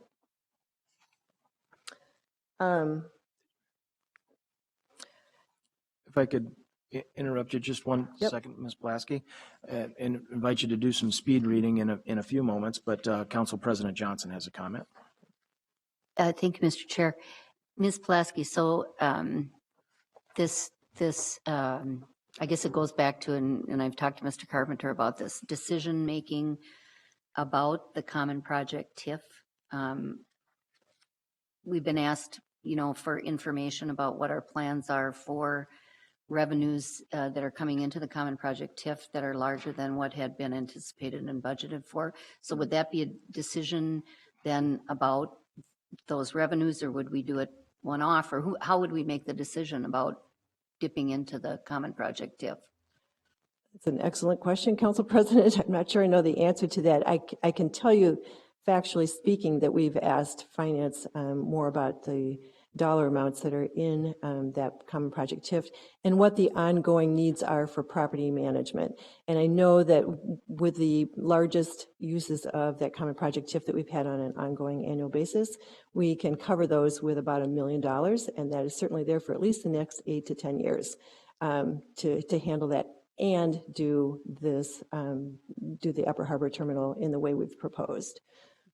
If that answers. Okay. So I know the funds there, and then in terms of the actual mechanism, I don't have an answer for that. I know Finance has told us that there is an opportunity to have further discussions about the use of those funds. Okay. And I think that is what we would hope for. Okay, great. Thank you. So I will quickly speed read through our other two divisions. That's business development. The other two areas, business licensing is the workhorse division of economic development. They've had an active year amending the code to permit several new types of businesses. One of those is the TNCs, we're all familiar with. In response to council action to allow TNCs in the city, we've proposed one additional staff member to help inspect and make sure that those TNCs get up and running and continue to operate in the way that the city expects them to operate. The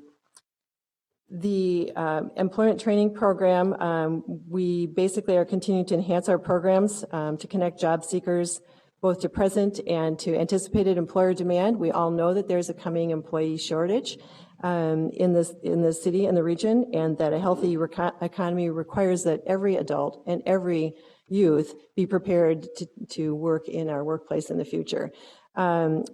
With the proposed recommended $75,000 increase to the Step Up program, we have proposed 3 enhancements, which include basically providing internships to more youth, specifically focusing on graduating interns who don't yet have a plan post-high school graduation, and beginning a culinary program, which we know has emerging demand.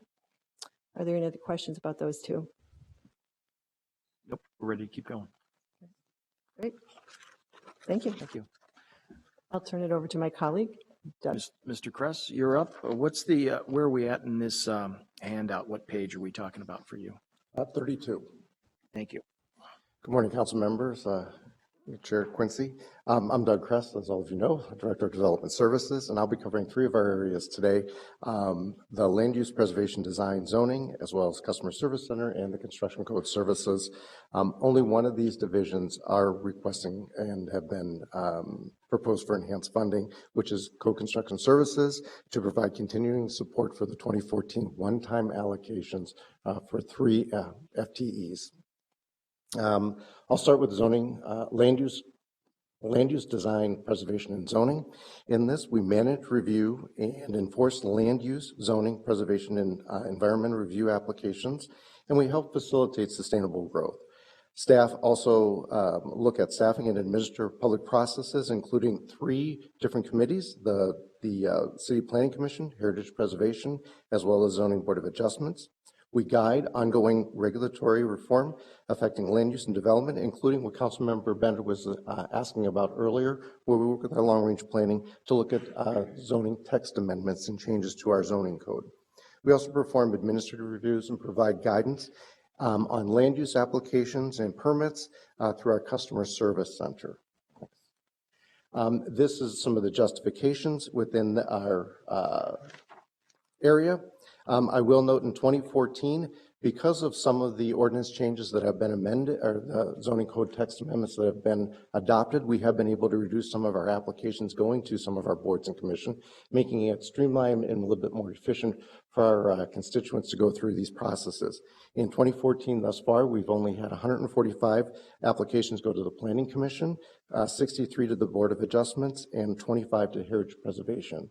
Now, this does help with some of that, but I also want to remind you that many of our projects are much more complex as we see those coming forward, whether that be the Downtown East projects, including the stadium or Wells Fargo, all the way up to some of our infill properties throughout the city itself. Our Customer Service Center, you can go to the next one as well. Our Customer Service Center serves as the front door and service center for the city's coordinated development activities and focuses on constituents, efficiency, and streamlining our customer service efforts. In addition, we are looking at our new land management system, which will also help with some of the efficiencies within the Development Service Center and all of development services, as well as other departments throughout the city. The service center, go to the next. The service center continues to exceed our customer satisfaction. Oops, not quite that far. That's all right. I'll move forward quickly so we can go through these. We're looking for efficiencies still to improve additional customer service efficiencies, as well as ensuring that our customers are going through our processes with respect as well as efficiency, making sure that we can continue to provide services to our constituents. We can go on. Our co-construction services applies the state building code and applicable city ordinances to all construction activities. CCS consists of three business lines within that. We have construction plan review, construction inspections, as well as our programs. Construction plan review accepts and reviews all applications for building, elevator, mechanical, plumbing work, and requires plan reviews and permits. The construction inspections perform all of the required inspections for building, elevator, mechanical, plumbing work covered by the issued permits and responds to complaints on construction projects themselves. Programs includes our elevator registration, annual inspections, code compliance, truth and sale of housing, certificate of occupancy, fire escrow, as well as our parking ramp certification. Next slide. CCS is requesting ongoing funding to support our 2014 approved one-time funding support for 3 FTEs. The proposal budget supports 1 FTE for ongoing general funds for a construction management agreement field inspector. During 2014, it was requested for 2. And also 2 FTEs were approved for using one-time general funds for field inspectors to cover the increased volume of required inspection. And again, this is only to meet our 2014 allocation of one-time funds that will continue into 2013 or 2015. With additional funds of 2 FTEs, development services will be able to meet our service level standards that we've set forth. Due to the increase of our recent and anticipated work levels in the construction industry. I think all of us can just look outside and see what we're seeing in the construction industry and notice that it is growing and it will continue to grow.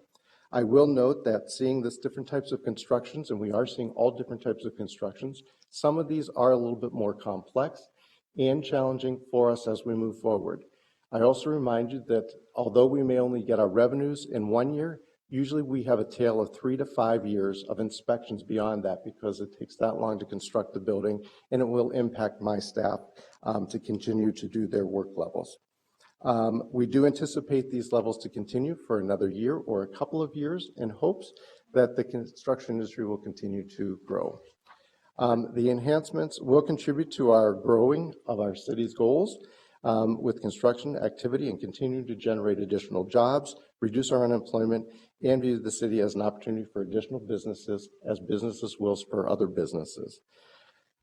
The enhancements will also contribute to running our city well because we are looking at making sure that we are meeting our efficiencies within our inspections time so that we can continue the construction as it is. If you have any additional questions, I'd be glad to answer them at this time.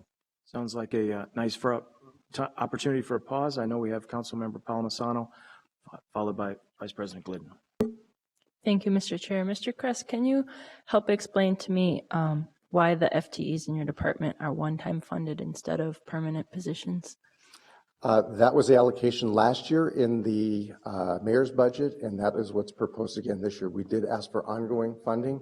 We do find challenges with hiring for one-time funding, especially for our inspector positions, due to the fact that it does take up to 2 months to get them trained in based on this. And we also look at this idea that many of ours are further on in their careers, and we're coming off of either working off of the bench for the unions, or we are taking them out of their main work stream.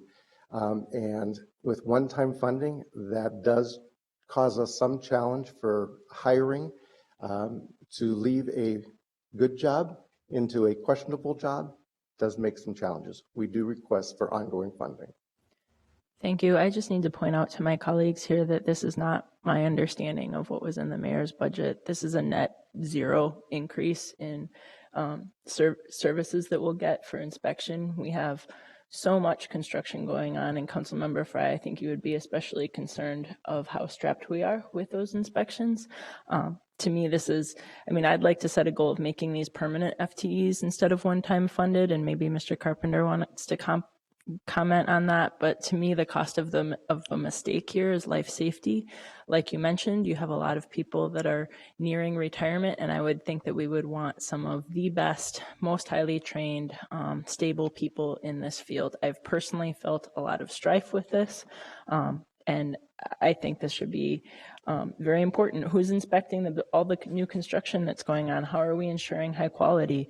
And how do we know that everything being proposed to us is in the field being built to plan? Mr. Carpenter, did you want to comment on why these are one-time funded? Mr. Chair, Councilmember Palmisano, broadly, as we have moved into this, the budgetary concept of what we call bell-curved staffing models, what we are attempting to do in places where staffing has more volatility rather than less due to volume factors that are outside of our control is utilize one-time dollars in effect on a rolling permanent basis until the volume things slow down. So we declare it in the near term one time with an expectation that should volume maintain, we're going to do another one time the next year, because we're obviously not interested in overworking or putting people at risk. But to avoid the circumstance of using budgetary complements to get to certain high water marks and then have to come back later and do a cut to FTEs when volume falls down. So it's not a perfect method, and we understand that has all sorts of other complications, but we have had good success using this model in the fire department and with police, and trying to figure out how we use the budgetary complement to deal with ongoing volatility in staffing counts. If I'm, Mr. Carpenter, are things like permit fee revenue available for this kind of service, since it is directly related to the permits that we're getting in then? So, for example, my understanding is our year-end estimate is about $5 million more than, well, no, it's not going to be $5 million, but it's going to be over $1 million more than last year. So is some of that additional revenue able to be made available for these positions on that one-time funding basis? Through the chair, Councilmember Palmisano, yes. Permit revenue is general fund revenue, and to the extent there's more of it than less of it, it provides resources to support these on an ongoing basis. Okay, thank you. I mean, this is a big deal to me. I know that the overtime hours just this year between April and August equated to over $25,000 of additional expense for construction code service inspections. So thank you. That's Thank all. you. Vice President Glidden, please. Thank you. I will say I'm kind of flipping around the book here, so I apologize. This might be a little bit for Mr. Carpenter too, although my original question was more for Mr. Kress. But just this triggered, of course, another question for me. I'm looking in the budget book here, and in the budget book it says there is ongoing funding for 1 FTE. So I'm feeling a little confused on the most recent conversation. I will say too that maybe you want to give me some history on when this was, how this was used in police and fire, and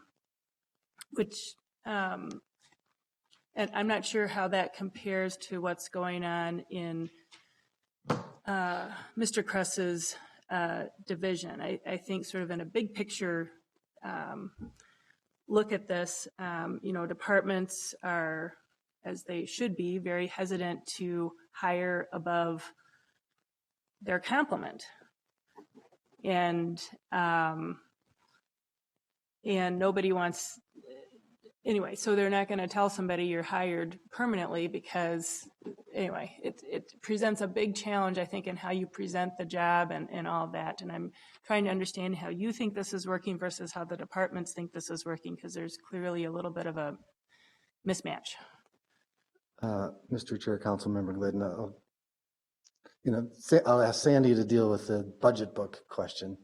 I will say more broadly, what we have been successful doing, in my opinion, and Doug has been part of this, when earlier this year, when we anticipated that there was going to be ongoing needs to have a complement of folk on staff that would suggest more than the budgetary complement, we convened a meeting that included the finance department, Doug and his staff, and HR, and articulated why the budgetary complement is not a constraint to allow you to hire one, that you make a bet that at some point the attrition will catch up with it, and then you hire back in. And that's where my reference to police and fire comes in. There have been times in the recent past, if you went and counted noses on a given day, we would have had more people in chairs than the budgetary complement, because we were feeding a pipeline because we knew that there was some attrition coming, whether it was announced retirement or whatever. So it's a more fluid model to allow for staffing that addresses then current needs and maintains reasonable budgetary discipline about where we want to set our longer term priorities. That's my explanation. Do you have a comment on the budget book? Sure. The mayor's recommendation includes ongoing funding for one position, the aforementioned ongoing funding for one-time funding for 2 FTEs, and then also on top of additional, I think, $300,000 or $400,000 for 3 or 4 FTEs that was added for 2014. So the one-time funding continues a program, as Mr. Carpenter alluded to continually monitor the need to enhance staffing. Also, if you refer to the financial policies in your budget book, there is a mechanism allowed for departments who are unable to meet stated performance levels. Using, for example, if there are inspections that are not being completed in a timely manner, that the department, with cooperation with HR and finance, can expand their staffing in order to meet service levels, which I'd like to link back to your previous comment about permit revenues, that the permit revenues, we like to work with the departments more in line of, if you need staffing related to volume of work, not necessarily to the amount of money that is purported to be associated with the work that they're doing. So we've provided for the mechanism in the budget policies that is workload-based, not revenue-based.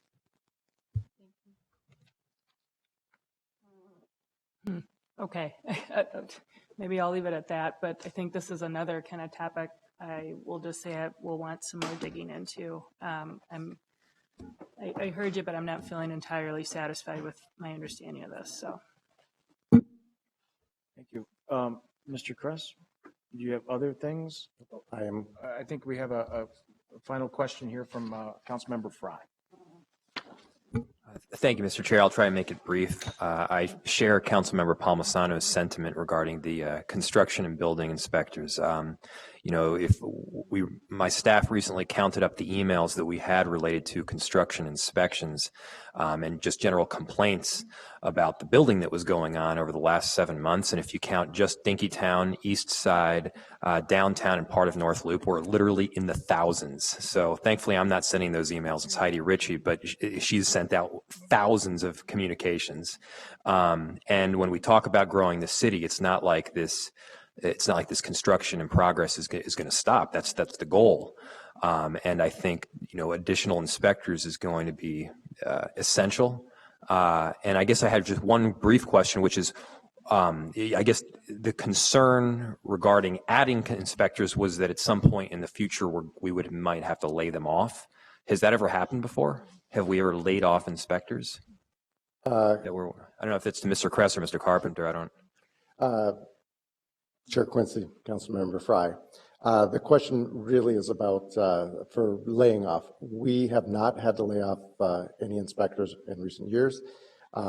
We have been basically maintaining our level of inspectors for multiple years now, going back to as far as I can think, 2003, maintaining that level. We have lost the electoral inspectors, but that was a decision of the council to do so.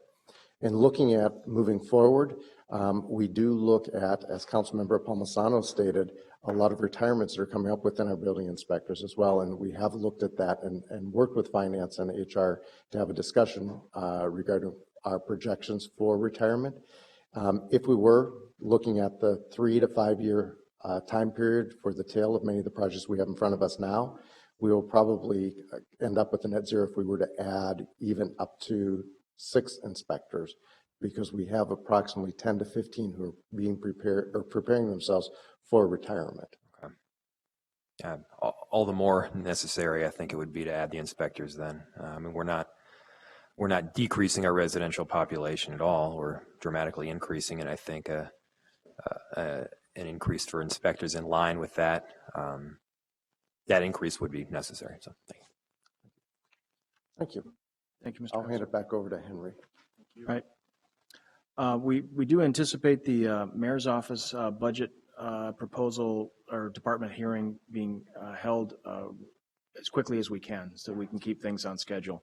So I'm going to ask you to fly through the next pieces if that's appropriate. Mr. Chair, members of the committee, happy to do so. Slide 42 is just the transfers in debt service. That's debt service on bonds, et cetera. That's about $35 million. So we thought we'd at least mention it. Moving on, slide 44, please. These are our CARS requests. The mayor's recommending $150,000 in 2015 for hardware requirements associated with the new land management system. That is primarily tablets and field devices for our field inspectors and monitors for our plan reviewers in the office who will be engaged in electronic plan review. There is an addition of 3 vehicles which line up with the 3 staff that are in the recommendation. On to CLIC capital requests. We've already talked about this. This is the request for $545,000 for arts and public places. The mayor's recommendation is a 1-year hiatus in that CLIC funding process. Slide 46. The 2015 budget compared to 2014, you'll see in some programs there are some modest changes, and that is primarily the effect of rate model adjustments. The changes to programs 2 and 3, or 2 primarily, has to do with funding for the Affordable Housing Trust Fund. Program 4 is the primary home for the impact of the development fund balances. And as I've already mentioned, down at program 11, that's been merged into other programs for 2015. On to 47, how's the department doing? Very well. The department's very busy. We've talked about a few things here. Housing programs have produced 78 low-income ownership units and 563 rental units. Economic development programs have created or retained 12,000 jobs. Development services has maintained its 97% customer satisfaction rating and 48-hour inspections turnaround times in the face of record-setting construction activity. Now, there are inspections that aren't getting done based upon permits that have been issued and customers who don't call back to request that inspection. And so we are maintaining that 48-hour inspections turnaround time, but there's still inspections that we don't get done based upon staffing levels. I just want to make sure we're all aware of that.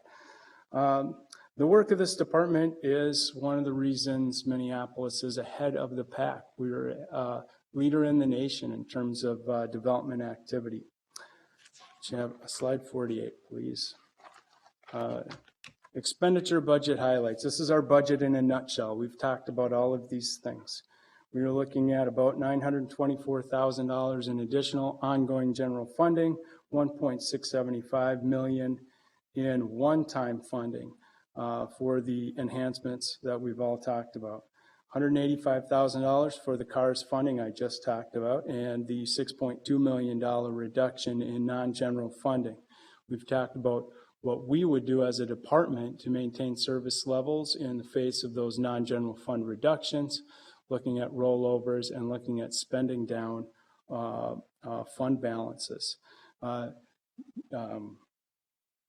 Even using those tools, we've articulated some concern with maintaining service levels, given the increased inspections workload.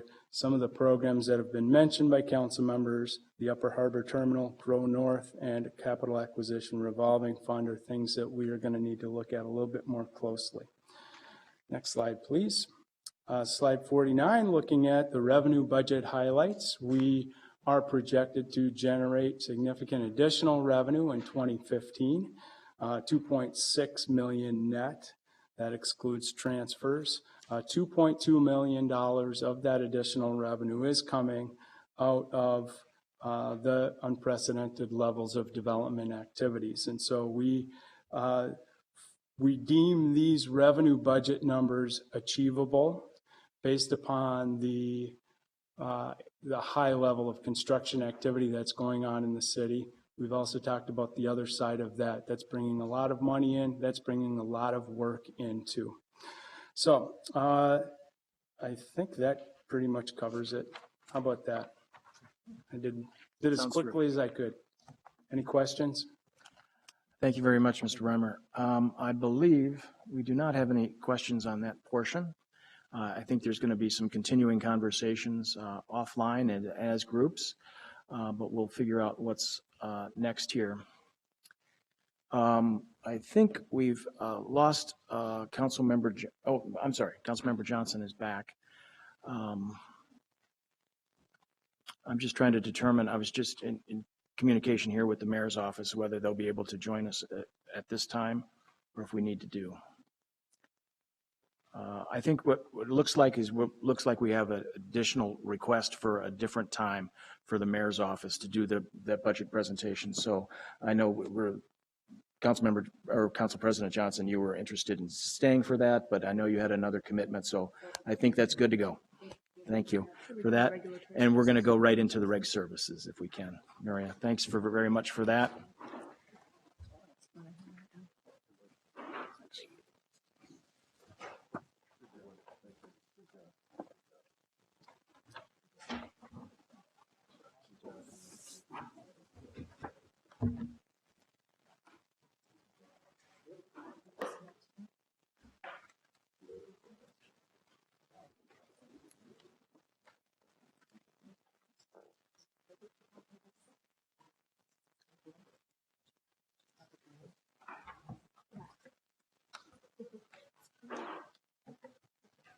Continue to just spend a few minutes in transition here.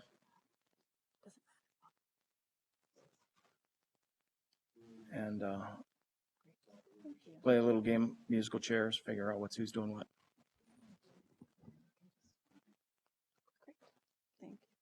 Please. Well, hello. Good morning, I guess, not afternoon quite yet. Thank you for having me, and I believe I'm standing between you and lunch, so we'll try to keep it as quick as possible, try to run through it. And I think we can try to do that very quickly. So my name is Nuria Rivera-Vandermeide. I am the Director for Regulatory Services. Been here, honored to be here for a little over a year now, so I'm very happy about that. Can we set this up as a slideshow instead of just the slides? Under the slideshow tab, view.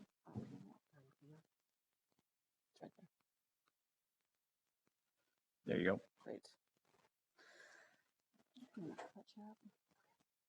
So I can gloss over some of this. I believe you know the composition of our department. The first slide has our org chart on what our divisions are. Our main divisions are animal care control, fire inspection services, housing inspection services. That also includes the problem properties unit. And we have two new ones as of last year, two new created divisions that are operations and business improvement and administration and community engagement. Basic budget overview that includes enhancement dollars and some CARS recommendations, and we'll see that throughout the budget, so I'll just gloss over those. But I wanted to highlight in the recommended budget additional 7 FTEs, most of those ongoing funding, one time, and I know we just had a conversation about it, and I'm happy to chime in a little bit on that as we move forward. MAC, Animal Care and Control, is, as many of you know, handles all animal-related calls. I'm happy to say that we are really entering into a new era with MAC, really looking not just as enforcement, but really at general animal welfare and shelter adoption. We have a mayor's recommended enhancement here that to me is truly exciting, $135,000 for 2 animal care technicians. These are new positions, newly created, and they're really meant to be 2 things: a pipeline opportunity for persons interested in working in this area from the city, in an area where diversity has been challenging to find, in a division where diversity has been challenging to find. This is a pipeline opportunity that we believe will allow people to see a little bit about what MAC does and also allow them opportunities for growth as we move forward. It is actually an ongoing savings if we think about that in comparison to an animal care officer. It is a general savings and yet bridges that gap between shelter duties and kennel duties and what officers does. Importantly as well, it will liberate some of our field staff time, as they are now dedicating a lot of their time to kennel care and shelter duties, in which case they really should be out in the field doing some more. So we're hoping by the creation of these 2 new positions that it will not only provide that pipeline opportunity, but allow our field staff to really address some of the more pressing issues. So we are excited about those. We have justifications, and you've got them before you, so I will try to just jump over, but we did a study where we did some best practices research and looked at other cities that were like in numbers to ours and what their field offices did and did not do. Most of what we found is that we have field and shelter duties, which a lot of other communities did not, and that was impacting our staffing model. We also looked to the National Animal Control Association shelter staffing formula for what we should be staffing in terms of shelter care, and found that they're recommended, according to the math that you see presented there, and you have to read it across and then diagonal, recommends 4 staff needed per day. We have 1 position already. The mayor's recommended budget allows for 2 more, and we will see what that does as we move forward if we need to next year, perhaps complement that in the future. And again, we have these are 2 new that will be in Results Minneapolis charts that are really MAC staff has been endeavoring to really get into data analysis and figuring out what that means. We're now seeing what that means, not just in terms of all calls, but really limiting to major types. And so taking those into livability and public safety and enforcement and what that looks like, what that means in comparison to our year. So you can see the kind of staff levels and the priorities, the level of volume that our MAC staff has. And there are some additional outcomes information, so I will let you read that at your leisure.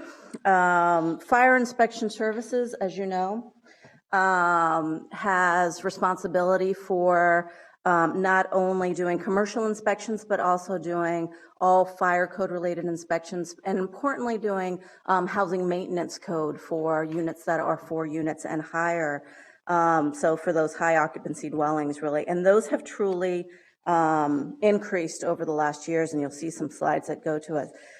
The mayor's recommended budget, and this is a priority area for myself and our department, has included 2 FTE with ongoing general fund monies, and then 1 additional fire inspections coordinator to keep up with building permit and growth. As we just heard from CPED, obviously we are continue to grow as a city.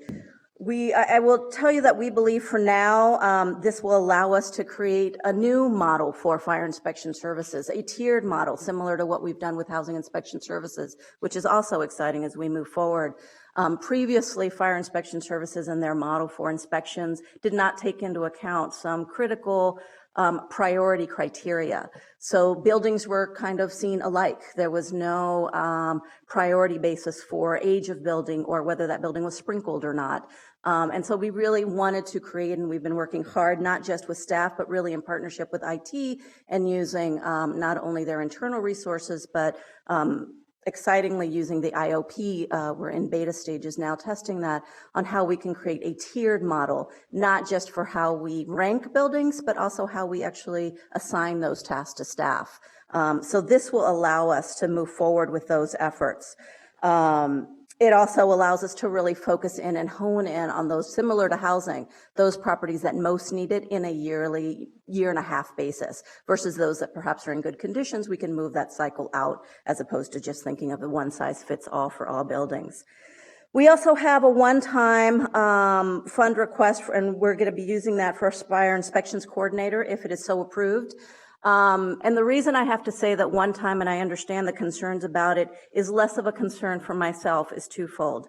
One is throughout the last year, we have worked in conjunction with finance, and we have used bell curve hiring very successfully for our department. We have used them for housing and for traffic, and what we have done is we have used that as a pipeline opportunities. Because our department, the nature of our department, has some turnover and some natural attrition, what we have seen is that we are able to train individuals, hire people on bell curve. They're already trained and poised for when a vacancy comes into play. So we're quickly able to put them in a vacant permanent position. It has not, for our purposes, affected hiring. We are able to hire and not finding the resistance to hiring that perhaps other departments have, and it may be the type of hiring they have. So for us, it has been a very successful avenue to allow for more fluidity and more a varied approach to staffing. The other issue that we're having, and you'll hear a little bit more about this, but we're anticipating next year perhaps restructuring. We have commissioned a study to look at all our inspections division, both housing and fire inspections, and for that reason, this one particular coordinator, we're going to see where that lands. So I'm fine with having it one-time staffing as we anticipate coming to you with a more formal report in preparation for 2016. We believe right now that between our two divisions, or I certainly believe right now, we have some inefficiencies. We have opportunities for better working that we have not been able to tap into. There are artificial barriers. There's no reason for me, a wonderful inspector who is in housing right now inspecting tremendously complex rental units, why they can't be inspecting a 4 to 6 unit or anything above. Conversely, we have artificial caps for our housing inspectors where they can be doing a little bit more. We're not gaining efficiencies in administrative staff as we move forward. So we have asked somebody to really take a look at what our inspections looks like in the future. And while I'm not trying to come into the study with outcome set, we are looking at both our activities and whether that should be separated and allow staff to rotate through different activities so that they're not stagnant in what they do, but they can be perhaps honed in on teams similar to what the PPU does right now, and see if that model works, and also to see whether or not there are efficiencies to be gained by eliminating this artificial barrier between housing 3 to lower units and FIS, who does the HOD units. So again, it is a one-time funding, but we are very comfortable moving forward with that at this moment, knowing that we are going to perhaps be restructuring in 2016 and that the model has been working for us, that it is a pipeline opportunity. We have, I'll gloss over a little bit about the justifications, but you'll see the tremendous growth in building, some of the permits associated with that. But I really want to highlight the next slide as we look at the growth of high occupancy dwellings in the past 5 years. There's been a 52% growth. And so that's one of the additional reasons that we believe fire inspectors or our HOD inspectors really should be increased as we continue to move forward. But we want to be careful about how we do that growth. We understand the volume changes and we're construction to end. We don't want to be in a position to lay off people in the future. So we want to make sure that we're looking at this year to year as we move forward. Housing inspection services, we were fortunate enough to have been granted by the council 3 additional inspectors last year. This year we are not asking for additional bodies again because we want to anticipate what this new restructuring looks like. I want to be responsible about my request to council when we're looking at that. But we do have a CARS request here, an enhancement recommended by the mayor, which goes to, as similar to CPED, mobile tools and hardware associated with the ELMS project.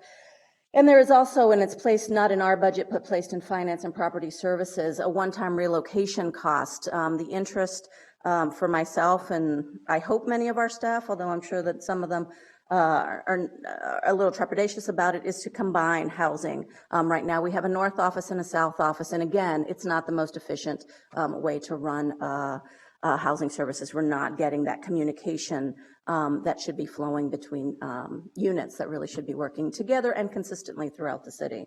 So we believe that will be an enhancement that will enable us to do that in the future. We've got some results measure that speak to the volume of what housing does and the level of inspections. I want to just highlight something that we've seen in results, the second chart on the bottom, that really speaks to the high growth of what we're doing in proactive inspections and really taking a hard look at that, trying to get away from just doing complaint-driven, and we understand that we've got to do that, but really turning those into doing more proactive and engaging the community in the work that we're doing so that we can do that better. And again, the level of the volume of work.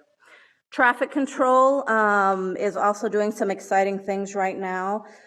Traffic control does not just parking enforcement, but really importantly, because I think parking enforcement will start to wane in its future as you look towards the vision of what traffic will do. We're getting better tools. We're getting better instruments to pay your parking from the comfort of your dining room table, or your restaurant table, I should say.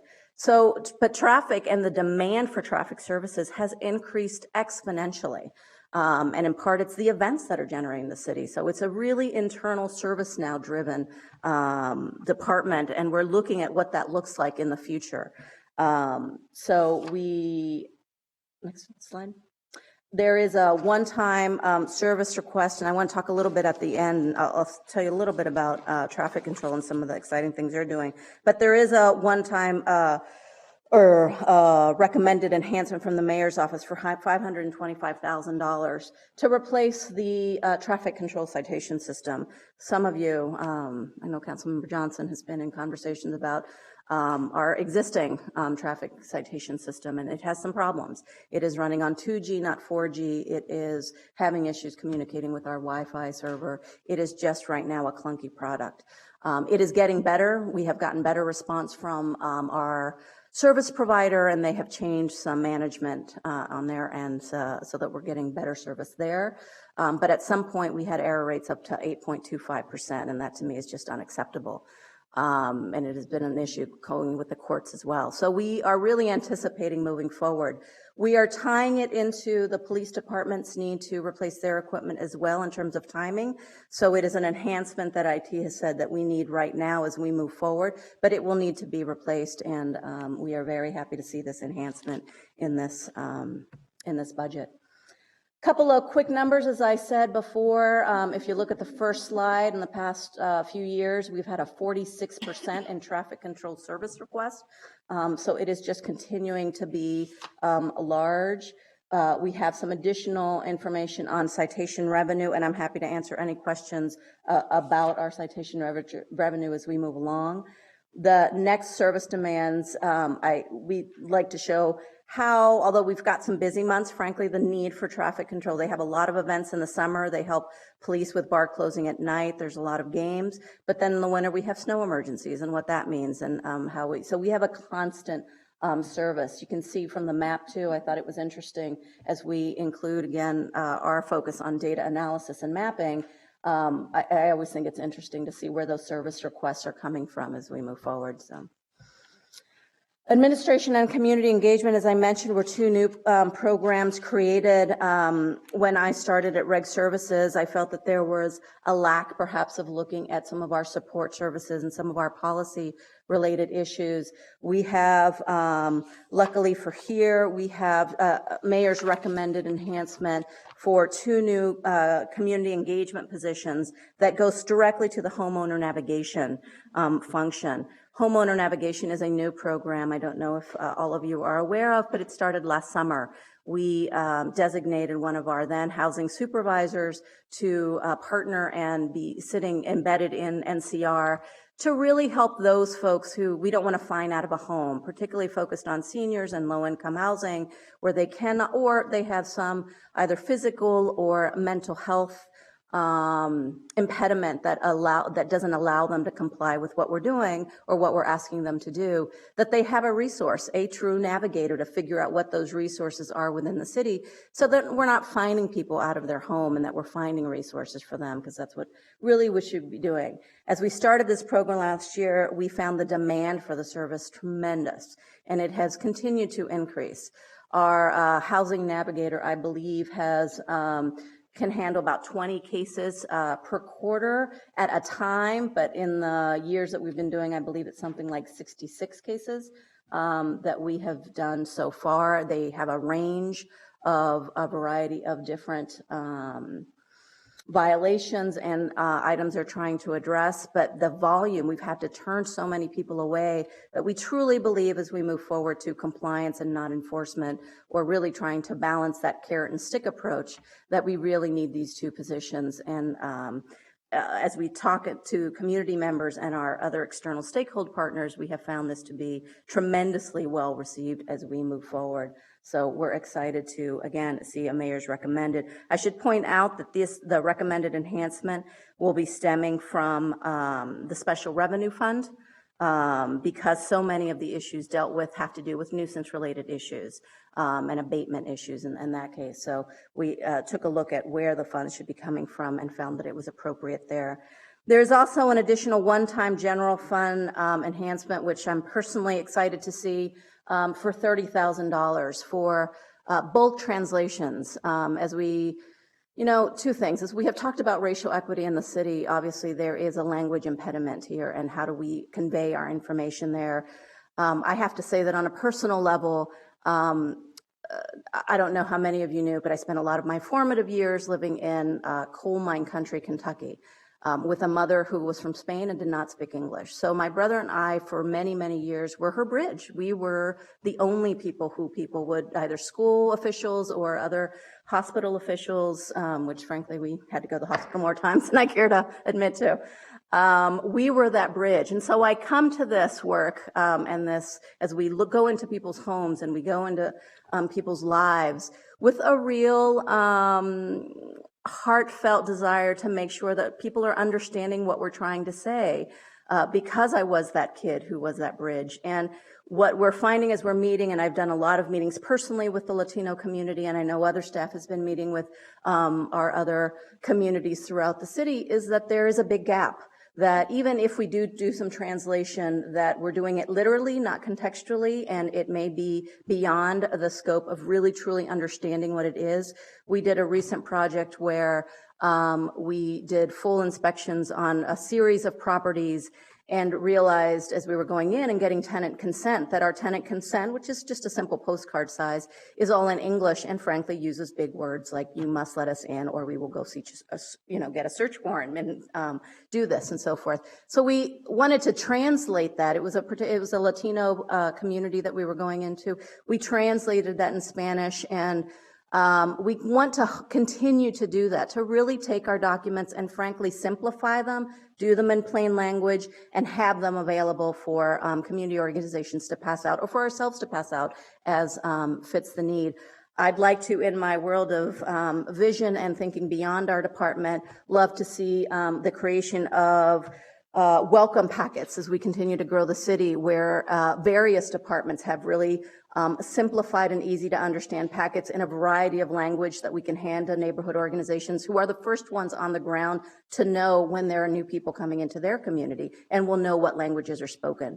And so I'd love to, we're going to start that with parking regulations and snow emergencies so people aren't towed, but we will continue to do that as we simplify, and we're already in the process of doing that with what it is to do a complaint, what it is to have a PPU or a problem property, what do you do in that case? So we're very excited about those efforts.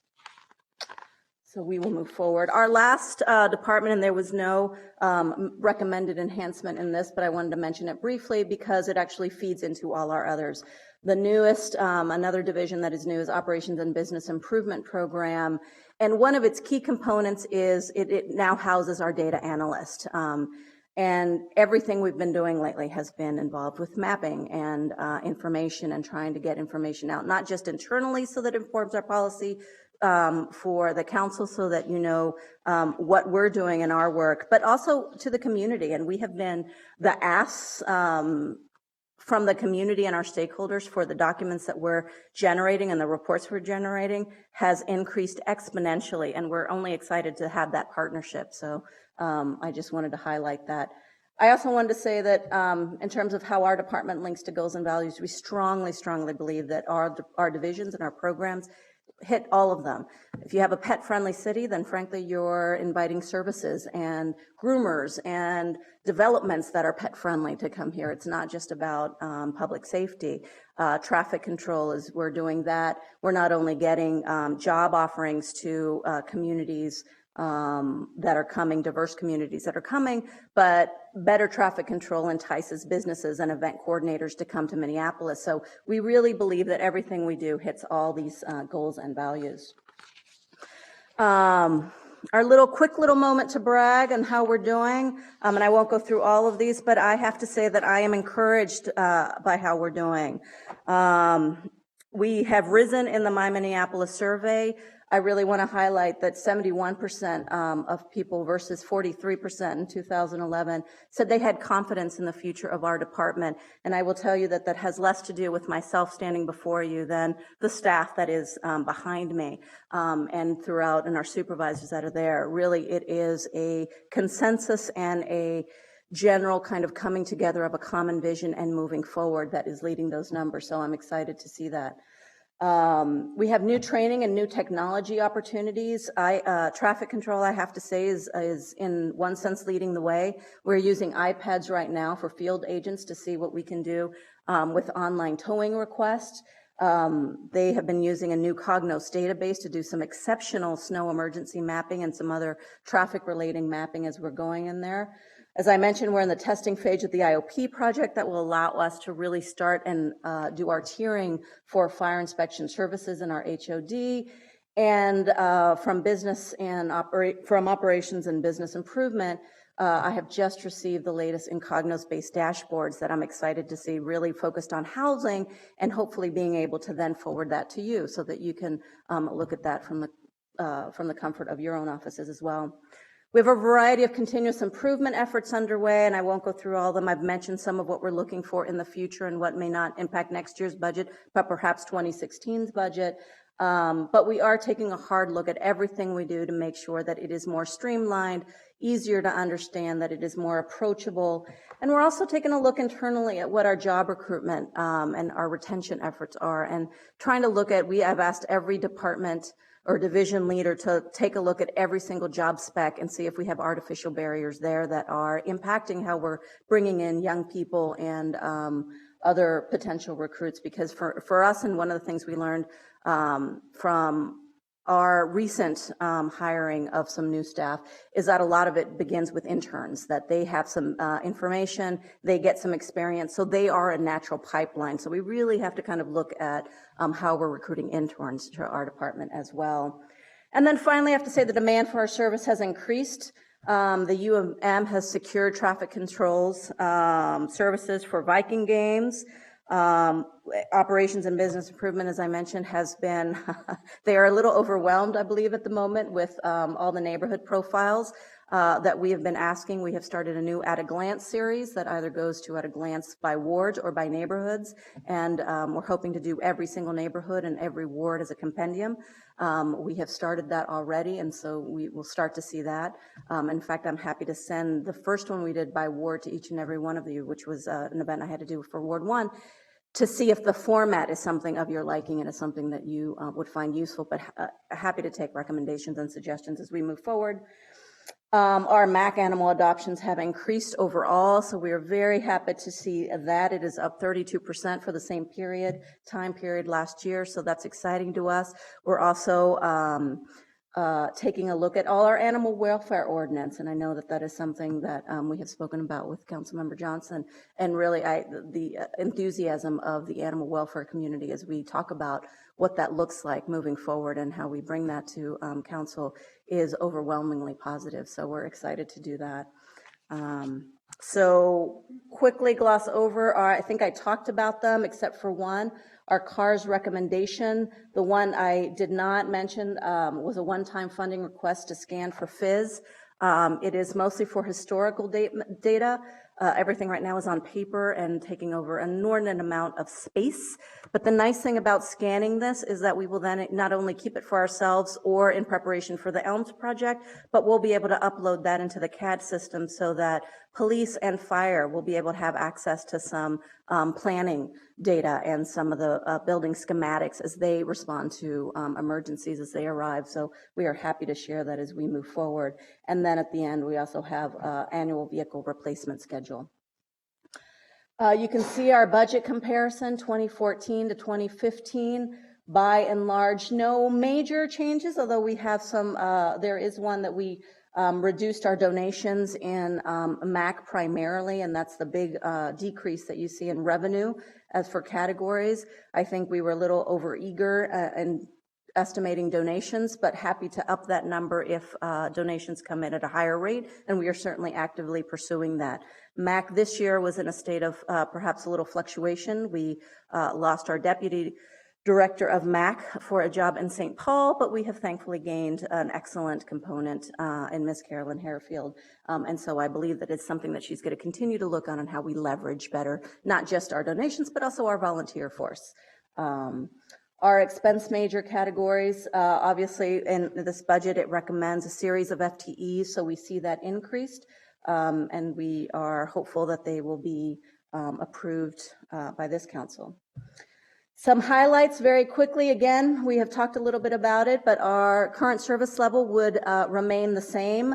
The additions would be new funding. So for us across the board, it would mean that we would be able to provide better service throughout our divisions. It also asks for an increase in one-time expenditures, and a lot of that is in the CARS recommendation as we move forward. And then in our revenue, we see a slight increase in our revenues because we think this tiered approach we're also looking at it, I should have mentioned this with Fizz, that not only are we looking to amend what tiering looks like in terms of how we inspect, but we're also going to tie this to license fees in the future and figuring out how to do that. You should pay more if you are using our services more because you're not exactly at the right level. And we are working with finance, and we'll be talking about that with council a little bit more in the future as we move forward. But we certainly believe that that will generate some revenues, but really based and tying it to service and to the workload, not simply based on revenue for revenue's sake.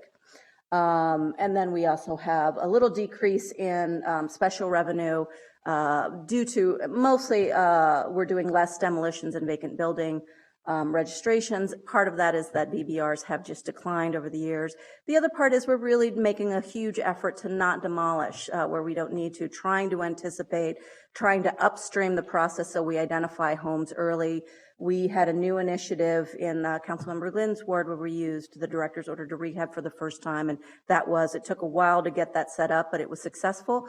We have for a goal next year to do 5 additional homes that way, and frankly, we looked at our BBR list and could not find one that qualified. And in part, that speaks to the fact that they have been on for so long that they really have deteriorated to such state that they were not great candidates. So we have expanded that and asked our housing supervisors to keep an eye out for when we can stop that deterioration happening earlier so that we can move forward. But there is a slight reduction in there. And with that, I end and open to questions. Thank you very much, Ms. Rivera Vandermeer. That's a hard one. But thank you. I was just going to go with Nuria, so we'll do that in the future. Very comprehensive presentation. Thank you so much, especially for focusing on the enhancements and how you're going to be able to provide better services. I think that's a terrific opportunity. Were there any other questions or comments from council members? Not seeing any? I think, oh, I'm sorry. I had that off the screen. Who was that? Councilmember Glidden, sorry. Thanks. And I didn't really have a question. I just had a comment. I think you're seeing we just came from a discussion with CPED where their budget had some significant cuts. And so I think that's a little bit of the difference in sort of the number of questions that you're getting. And it doesn't reflect a lack of interest in what is happening in the department. I know that you know that because of the amount of requests that you get from community members and policymakers to understand how we can partner in best ways possible. And I just really wanted to compliment your full range of staff that took their time to be here for their help in putting together the budget. And I just think your department is really showing its strength in how you're working with a lot of very diverse partners all over the city and trying to address a range of needs. So I just want to say thank you.